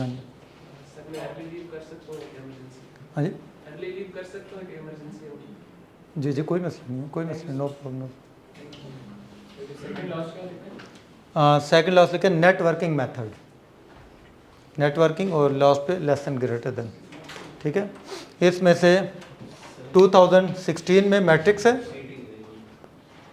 2016 और 20 में यह लेस देन ग्रेटर देन है, 2018 में नेटवर्किंग है और लीनियर ऑर्डरिंग ये आपका 2026 में 2-3 इसमें से लीनियर ऑर्डरिंग में से आए हुए। लॉजिकल रीजनिंग, एनालिटिकल रीजनिंग, ये एक ही आपके वर्डिंग आ जाती है इसमें। ये इंशाल्लाह हमारे 2-3 लेक्चर में हमारा इंशाल्लाह ये भी कवर हो जाएगा। उसके बाद हमारा फिर आगे स्टैट की तरफ हम रुख करेंगे। स्टैट में आपको मैंने शुरू पे बता दिया था, जैसे histogram, pictogram, frequency tables, pie chart, bar chart, multiple chart, component chart, graph वाले क्वेश्चंस, वेन डायग्राम, इस तरह के हमारे उसमें कंसेप्ट आ जाएंगे। और वो भी तकरीबन टोटली आपको मैं पास्ट पेपर्स का ही आपका हवाला दूंगा कि पास्ट पेपर्स में हमारे क्या कुछ आए हुए हैं। बुक का अगर आपको मैं हवाला दूँ तो इसमें ये जो बुक है ना जी अल्हम्दुलिल्लाह मेरी अपनी बुक है, ये जनरल मैथ्स एंड एबिलिटी। ठीक है, साबिर हुसैन मेरी अपनी बुक है और ये इसका बैक रीड राइट की पब्लिकेशन है, राइट। ठीक है। अच्छा, इसमें इसका ये फ्रंट पेज हो गया।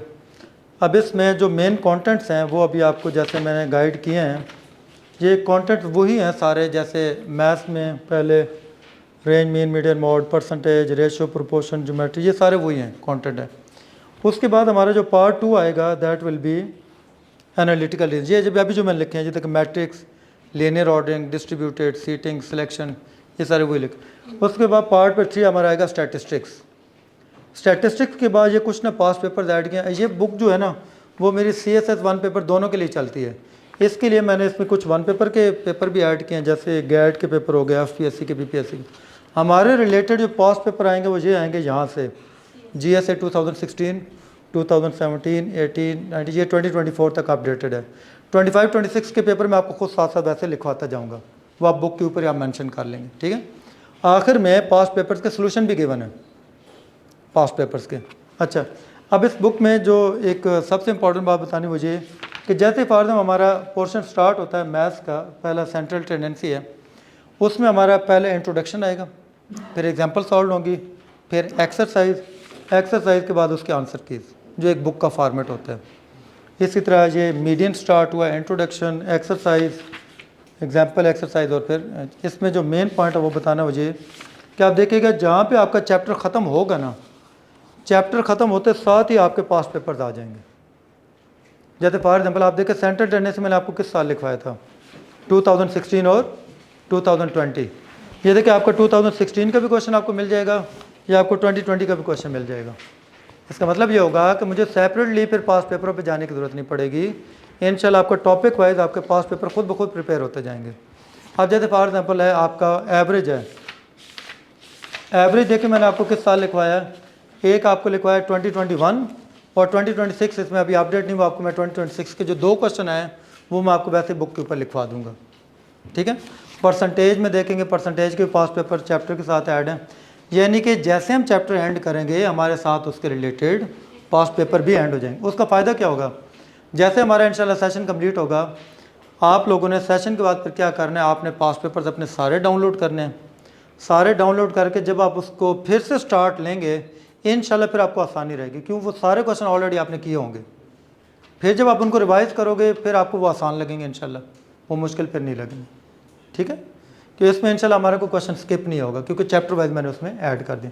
कई होते हैं ना कि हम पहले कोर्स हम पढ़ेंगे, कोर्स पढ़ने के बाद फिर हम पास पेपरों की तरफ जाएंगे, वो फिर आप बिलीव करें ना फिर पास पेपर रहते हैं ना फिर बच्चे रहते हैं। वो कई बच्चे बाद में फिर एंड पे वो ऐसे होते हैं, वो नॉन सीरियस हो जाए, वो क्लासेस भी से ज्वाइन नहीं कर रहे होते, वो फिर उनके पास पेपर भी रह जाते हैं। इसलिए इंशाल्लाह हमारे साथ साथ पास पेपर कंप्लीट होते जाएंगे। तो एक तो ये बुक है, दूसरे इसके साथ ये वाली बुक भी है। ये हो सकता है आप में से शायद किसी के पास शायद हो पहले, ये भी मेरी अपनी बुक है, ये इसका पहले वाला एडिशन है। इसमें और उसमें कोई फ़र्क नहीं है, सिर्फ इसमें 2023 तक वो 2024 तक अपडेटेड है। तो अगर फॉर एग्जांपल आपके पास ये वाली बुक और ये वाली बुक, उसमें कोई फ़र्क नहीं होगा, एक्सरसाइजेज सारी सेम होंगी, ठीक है, ओके। अच्छा, अब आपकी तरफ से कोई क्वेश्चन हो तो वो आप मुझसे पूछ सकते हैं। बाकी जो कोर्स है वो आपको मैंने गाइड कर दी है, जो जो हम लोगों ने चैप्टर वाइज पढ़ना है वो मैंने आपको गाइड कर दिया। क्लासेस कब से स्टार्ट होंगे वो आपको इंशाल्लाह वो एडमिनिस्ट्रेशन पर गाइड कर देंगे। आपके जहन में कोई क्वेश्चन हो कोई किसी का, जी। हमारा एमपीटी जो है वो 2 मंथ्स के बाद है, तो ये हम का कोर्स हो जाएगा क्या एमपीटी? ये तो इंशाल्लाह आपको 1 मंथ में आपका कवर हो जाएगा इंशाल्लाह। मैं अगर एबिलिटी की बात करूँ वो इंशाल्लाह 1 मंथ में आपका कवर हो जाएगा। ये आपके तकरीबन कोई अबाउट हो, अगर मुझे 1.5 आवर की क्लास दी गई फिर आपके 20 लेक्चर्स होंगे, अगर मुझे 2 आवर्स की इस तरह क्लास दी गई फिर इंशाल्लाह आपके 15-16 लेक्चर में आपका इंशाल्लाह सारा कवर हो जाएगा।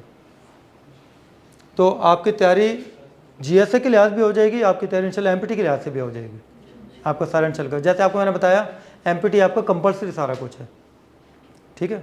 और किसी का कोई क्वेश्चन हो कोई? अच्छा जी बेटा,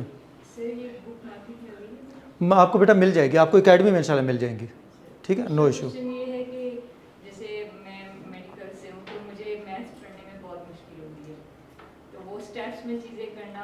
आपने ये टेंशन नहीं लेनी, ये सारे आपकी तरफ बैठे हैं, वो आपने इसमें टेंशन नहीं लेनी, क्योंकि मैंने जो मैथ आपको करवानी, मैंने आपको क्या बताया, मैंने आपको सिर्फ और सिर्फ प्राइमरी से मिडिल में ही वो चलाते रहना है। तो इस वक्त जो सारे स्टूडेंट, हाँ किसी का अगर कोई इंजीनियर का बैकग्राउंड है, कैलकुलेशन कुछ बेहतर होंगी, लेकिन ये सारे कंसेप्ट आप यकीन करें हमें सारे भूले पड़े हैं। ये हम लोगों ने फिर से स्क्रैच से बिल्कुल इनको लेके आना है, तो इसमें इंशाल्लाह कोई मसला नहीं है। आपको बेटा मैं आपको बिल्कुल स्क्रैच लेवल से बिल्कुल लेके चलूँगा, ज़ीरो से आपको इंशाल्लाह चीज़ें समझ आ जाएंगी। दूसरी मेन चीज़, आपको अगर किसी क्वेश्चन में कोई इशू होगा आप लोगों ने मुझसे पूछना ज़रूर है। ये नहीं कि बाकी बच्चे क्या कहेंगे, जैसे वो मैं आपको एग्जांपल दे रहा था कि ये उधर जाके मल्टीप्लाई क्यों और उधर जाके डिवाइड क्यों हो रहा है। आपको कहीं पे प्लस माइनस का मतलब, अभी आप लोगों को मैंने एलसीएम रिवाइज करवाना है, एलसीएम आप सबको लोगों को भूला पड़ा है। अभी मैंने आप लोगों को पॉइंट की मल्टीप्लिकेशन सिखानी है, पॉइंट की डिवीजन सिखानी है, वो सबको भूली हुई है। तो इन चीज़ों में आप लोगों ने ये नहीं फील करना कि मैं क्वेश्चन करूँगा या करूँगी तो बाकी स्टूडेंट क्या कहेंगे। आप लोगों को जिस पॉइंट में इशू होगा मुझसे क्वेश्चन करेंगे, मेरा काम है इंशाल्लाह आपको गाइड करना, ठीक है जी। हाँ जी, हाँ जी, ऑफिस के बारे में मैं सर शफीक साहब के साथ पढ़ाता रहा हूँ। ये मेरी बुक उन्होंने पब्लिश की है, ये छोटी वाली जो बुक है, तो आप उसको भी आप यूज़ आप कर सकते हो अब। लेकिन मेन चीज़ है कि आप लोगों ने सबसे पहले मेन कंसेप्ट को आप लोगों ने क्लियर करना है। अब फॉर एग्जांपल आप किसी और एकेडमी में जाओगे, वहाँ पे जो टीचर पढ़ा उसने अपनी बुक उसने यूज़ करनी है, उसने ऑथर ने। आप जैसे ये मेरी बुक है मैंने खुद पढ़ानी है, आप किसी और एकेडमी जाओगे वहाँ पे उसने अपनी बुक, लेकिन इसके एक्स्ट्रा तौर पे आप इसको यूज़ कर सकते हो आप।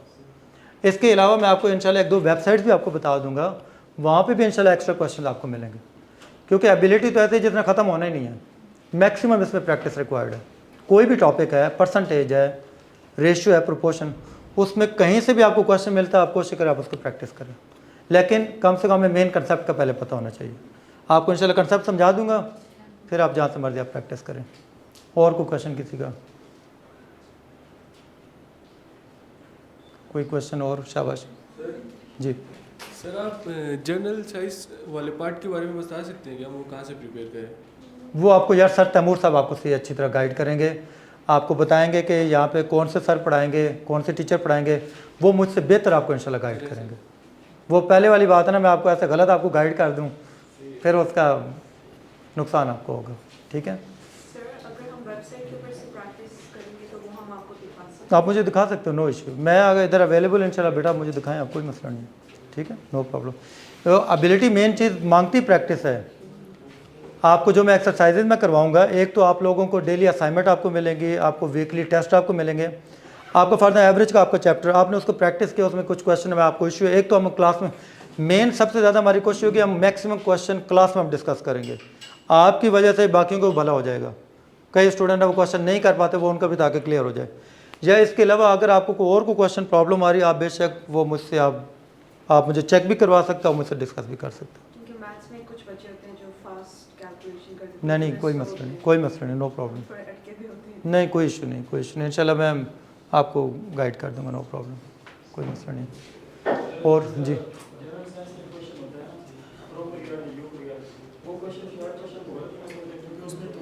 एग्जैक्ट उसकी वही डेफिनेशन है जो कैंडिडेट जो भी लिखेगा उसकी एग्जैक्ट डेफिनेशन ही लिखेगा सर। हाँ जी, आप दोबारा क्वेश्चन करें, क्या करें? सर मेरा क्वेश्चन ये है कि जनरल साइंस फॉर एग्जांपल है ना, उसके शॉर्ट क्वेश्चन आते हैं, मतलब व्हाट इज सेल, तो इसमें तो क्वेश्चन गलत नहीं हो सकता। हाँ। क्योंकि सारे कैंडिडेट वही एक डेफिनेशन ही लिखेंगे उसकी। एबिलिटी में? नहीं, साइंस में। साइंस में? साइंस के यार मैं आपको इस तरह प्रॉपर्ली आपको गाइड नहीं ना कर सकता। मैं एबिलिटी आपको गाइड करता, एबिलिटी में भी कुछ शॉर्ट क्वेश्चन आते हैं। 2016 में जैसे आपको मैंने बताया, डेफिनेशन के उसने ट्राइंगल के उसने टाइप्स पूछे थे, ये एक शॉर्ट क्वेश्चन था। पॉलीगॉन उसने डेफिनेशन पूछी हुई है। स्टैंडर्ड डेविएशन की डेफिनेशन बताएं, डेफिनेशन भी कभी कभार आती हैं। मैंने बुक में मैंने बाकायदा डेफिनेशन भी ऐड की हुई, मैं आपको इसमें गाइड में करता हूँ। जैसे आपका जहाँ पे आपका मैथ का सेक्शन ख़त्म होगा ना, 137 पेज पे आपको मैं गाइड करता हूँ।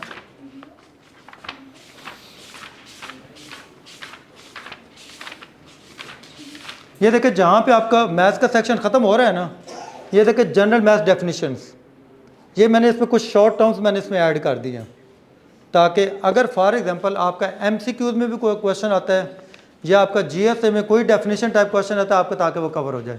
इसी तरह जहाँ पे आपका स्टैट कवर होगा ना, स्टैट ख़त्म होगा, स्टैट के एंड पे मैंने आगे डेफिनेशन पर ऐड कर दी, वो इंशाल्लाह इसमें भी आपके शॉर्ट क्वेश्चन क्लियर हो जाएंगे।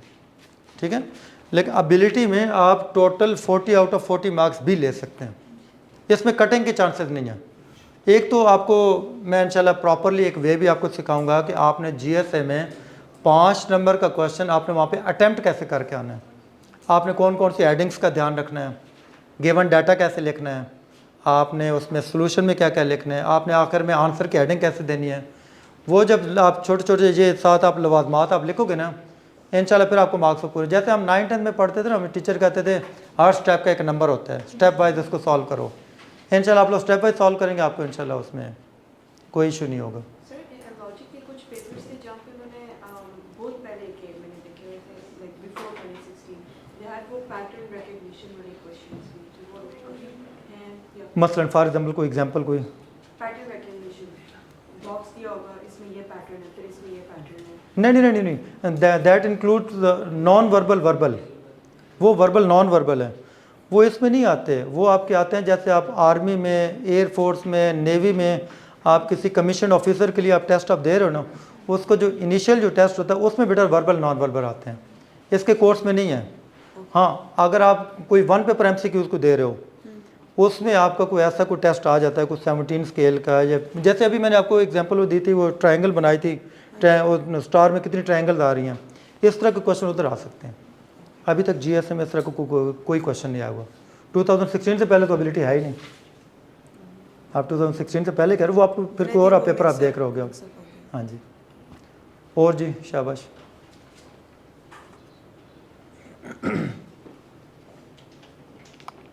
बस हमारी क्लास भी ऑलमोस्ट एंड ही है तकरीबन। और को किसी का क्वेश्चन हो शाबाश कोई? क्लास समझ आई है?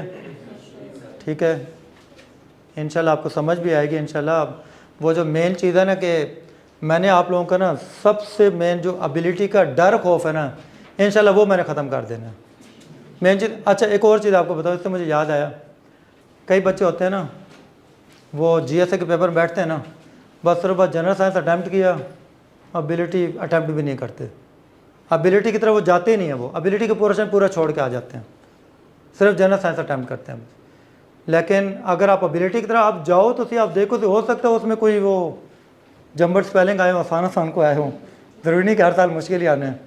हो सकता है उसमें कोई आपके सीरीज प्रॉब्लम वाले को क्वेश्चन आए हो, वो आप अटैम्प्ट कर लो। हो सकता है उसमें कोई एवरेज वाला क्वेश्चन यार आया हो सकता है कोई रेशो वाला कोई आसान सा क्वेश्चन आ गया हो। जैसे 2024 में उसने एक इंतहाई एक आसान सा क्वेश्चन दिया था रेशो में। उसने कहा था 2024 में कि आपके पास एक टोटल अमाउंट है 4320, इसको आप डिस्ट्रीब्यूट करो इसमें 3 लोगों में इस तरह कि if Jain get 2 parts, Aslam gets 3 parts, whereas Ashraf gets 7 parts। अलहम्दुलिल्लाह मुझे 2016 से 26 तक सारे पेपर ज़बानी याद हैं, अलहम्दुलिल्लाह स्टेटमेंट मुझे सारी ज़बानी याद। ये आपको वो 2024 के पेपर में बता रहा हूँ। अब ये एक इंतहाई एक आसान सा क्वेश्चन, अगर मुझे रेशो का कंसेप्ट पता है तो रेशो में अच्छा आपको याद होगा हमने एक शॉर्ट फार्मूला पढ़ा था 7वीं 8वीं में, मैं आपको लिख के देता हूँ शायद आपको याद आ जाए। Share is equal to ratio divided by sum of ratio into total value. ये किसी को याद है? नहीं याद? चले ये आप वाली बात हो गई, हम बिल्कुल स्क्रैच लेवल से हम पढ़ेंगे। मैंने बताया ना ये किसी को याद नहीं, भूला पड़ा है सबको। अच्छा अब ये जब हम फार्मूला हम लगाएंगे ना, इस फार्मूले से क्या होगा कि ये हमारा इजीली सॉल्व हो जाएगा। अब देखें हमने फॉर एग्जाम्पल जैन का हमने शेयर फाइंड आउट करना। अब Jain get 2 part, Aslam get 3 part, Ashraf get 7 part। इसका मतलब Jain ratio Aslam ratio Ashraf that is 2:3:7। इससे आसान क्वेश्चन रेशो का अभी तक नहीं आया हुआ। जैन के पार्ट जी कितना जी बनेगा जी, जैन का share, Jain share is equal to, अगर मैंने जैन का शेयर निकालना है ना दैट मीन्स मैं उसकी रेशो लिखूंगा। अगर मैंने असलम का शेयर निकालना है मैं अशरफ की, अब जैन 2 है divided sum of ratio 12 multiplied total value 4320। अब ये कोई मुश्किल क्वेश्चन नहीं है, ये फ्री के 5 नंबर थे 24 के पेपर में। अगर मैंने असलम का शेयर निकालना है, Aslam share is equal to ratio 3 divided by sum of ratio into total. Ashraf share आएगा ratio divided sum of ratio into total. ये कोई मुश्किल क्वेश्चन नहीं था। मुश्किल हमारे लिए तब बनेगा जब हमें उस कंसेप्ट का कोई पता ही नहीं है। अगर मुझे रेंज मीन मीडियन मॉड के नहीं पता मैं उसको भी गलत कराऊंगा। क्वेश्चन है अगर मेरे पास एक वैल्यूज आती हैं 15, 24, 17, 9, 16, 20 और 38, find the median of the following. Median क्या होता है? मीडियन होता है middle value of the given data. अच्छा फॉर एग्जांपल अगर मैं इसकी जनाब एक वो लिखता हूँ ऑप्शन एक मेरे पास है जी 9, बी ऑप्शन है जी मेरे पास जी इसमें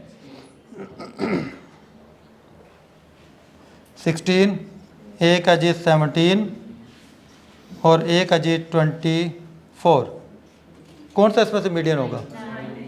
एट दिस टाइम अगर मैं देखता हूँ 1, 2, 3, 4, 5, 6, 7 उसमें वैल्यूज हैं।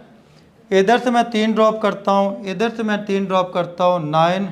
मैंने सबसे पहले जो एक क्वेश्चन को जब देख के कारण मैंने कहना अल्हम्दुलिल्लाह शुक्र है एक क्वेश्चन ठीक हो गया। और सर ने जैसे करवाया था एग्जैक्ट ऐसे ही आया और अस्तगफिरुल्लाह वो गलत हो गया। वो गलत हो गया क्वेश्चन। गलत क्यों हो गया? उसकी वजह यह है कि मुझे इसका कंसेप्ट पूरा पता ही नहीं है। मुझे सिर्फ ये पता है मीडियन है मिडल वैल्यू। असल में मिडल वैल्यू नहीं है, middle value after arranging the data in order. सबसे पहले आप लोगों ने डाटा को अरेंज करना है, अरेंज करने के बाद आपने मीडियन, अब इसको अगर मैं अरेंज करूं, सबसे पहले 9, उसके बाद 15, 16, 17, 20, 24 और 38। अब अगर मैं देखूँ 3 वैल्यू इधर 3 वैल्यू, अब मेरे पास वही 17 आ रहा है जो पहले मैं 9 को ओके किए बैठा था। तो वही बात है, अगर मुझे कंसेप्ट ही नहीं पता तो मैंने तो इसको भी गलत कर देना। तो जब हमें कंसेप्ट का पता होगा फिर इंशाल्लाह हम लोग कुछ ना कुछ हम उसको, अगर आप 40 में से अगर आप 30 तक जा रहे हो ना एबिलिटी, आपका बड़ा अच्छा स्कोर है।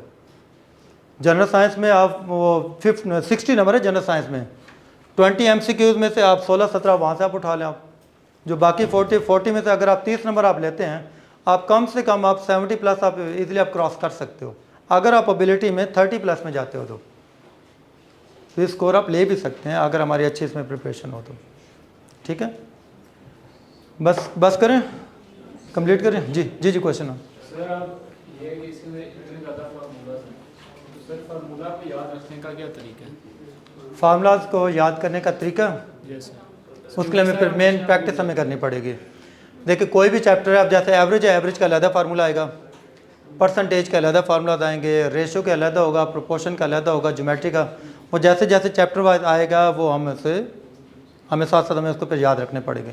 प्रैक्टिस करेंगे हम। सर उसका कोई तरीका है? कोई बुक में गिवन है, बुक में गिवन, आप उसको याद करेंगे। आप याद करने में फिर बीच में मिक्स अप हो जाते हैं। देखो ना, जब आप उसमें डिफरेंट टाइप के क्वेश्चंस करोगे ना, आपको खुद ब खुद आपको याद रहेंगे।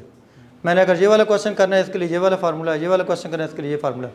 लेकिन अगर आप वैसे हिम्मत हार दोगे, आप उन क्वेश्चन को करोगे नहीं, फिर हमें फार्मूला फिर याद नहीं होंगे। ठीक है, मेन चीज़ है प्रैक्टिस। एबिलिटी बहुत ज़्यादा प्रैक्टिस मांगती है। ये पिछली दफ़ा गर्मियों की इसकी छुट्टी हुई थी ना, बड़ी ईद की छुट्टियाँ, बड़ी ईद की छुट्टियों पे मैं घर गया, तकरीबन हमें रीडर लाहौर ने कोई हफ्ता 10 दिन की छुट्टियाँ दी थी। जब गया तो घर से जब वापस आया तो मैं एक टॉपिक पढ़ा रहा था, कंपाउंड टेस्ट। मुझे उसका फार्मूला भूल गया कंपाउंड टेस्ट का। फिर मैंने बुक ओपन की, बुक ओपन करके फार्मूला देख के फिर मैंने लिखा। उस दिन फिर मुझे एक बात ज़हन में आई कि यार मैं सेशन लेने के बाद ये नहीं कहना कि बस आप ओके हो गया, आपने उसको टाइम टू टाइम साथ साथ उसको रिवाइज करते रहना। एबिलिटी बहुत जल्दी भूलती है। इवन दैट जब आप सेशन आप ले रहे हो ना, आप फॉर एग्जाम्पल आपने रेशियो पढ़ा, प्रोपोर्शन पढ़ा, आपने पिछले चैप्टर आपने साथ साथ लेके चलने हैं। कोशिश करें, अगर आप वीक डेज़ में अगर आपको टाइम नहीं लगता, सैटरडे संडे आप कुछ ना कुछ आप फ्री होते हैं, आप एकेडमी से फ्री होते हैं, आप सैटरडे को 2 चैप्टर रिवाइज़ कर लो, आप संडे को 2 चैप्टर रिवाइज़ कर लो। एक रूटीन बना लो, उस रूटीन में ये होगा कि आपके पिछले चैप्टर साथ साथ रिवाइज होते रहेंगे। अदरवाइज़ आप बिलीव करें बड़ी जल्दी भूलेगा, ये बहुत जल्दी भूल जाता है। जी, और क्वेश्चन कोई क्वेश्चन नहीं है? ऑफ करें फिर, आपसे इंशाल्लाह बहुत जल्द मुलाकात होगी इंशाल्लाह। ठीक है, थैंक यू, शुक्रिया।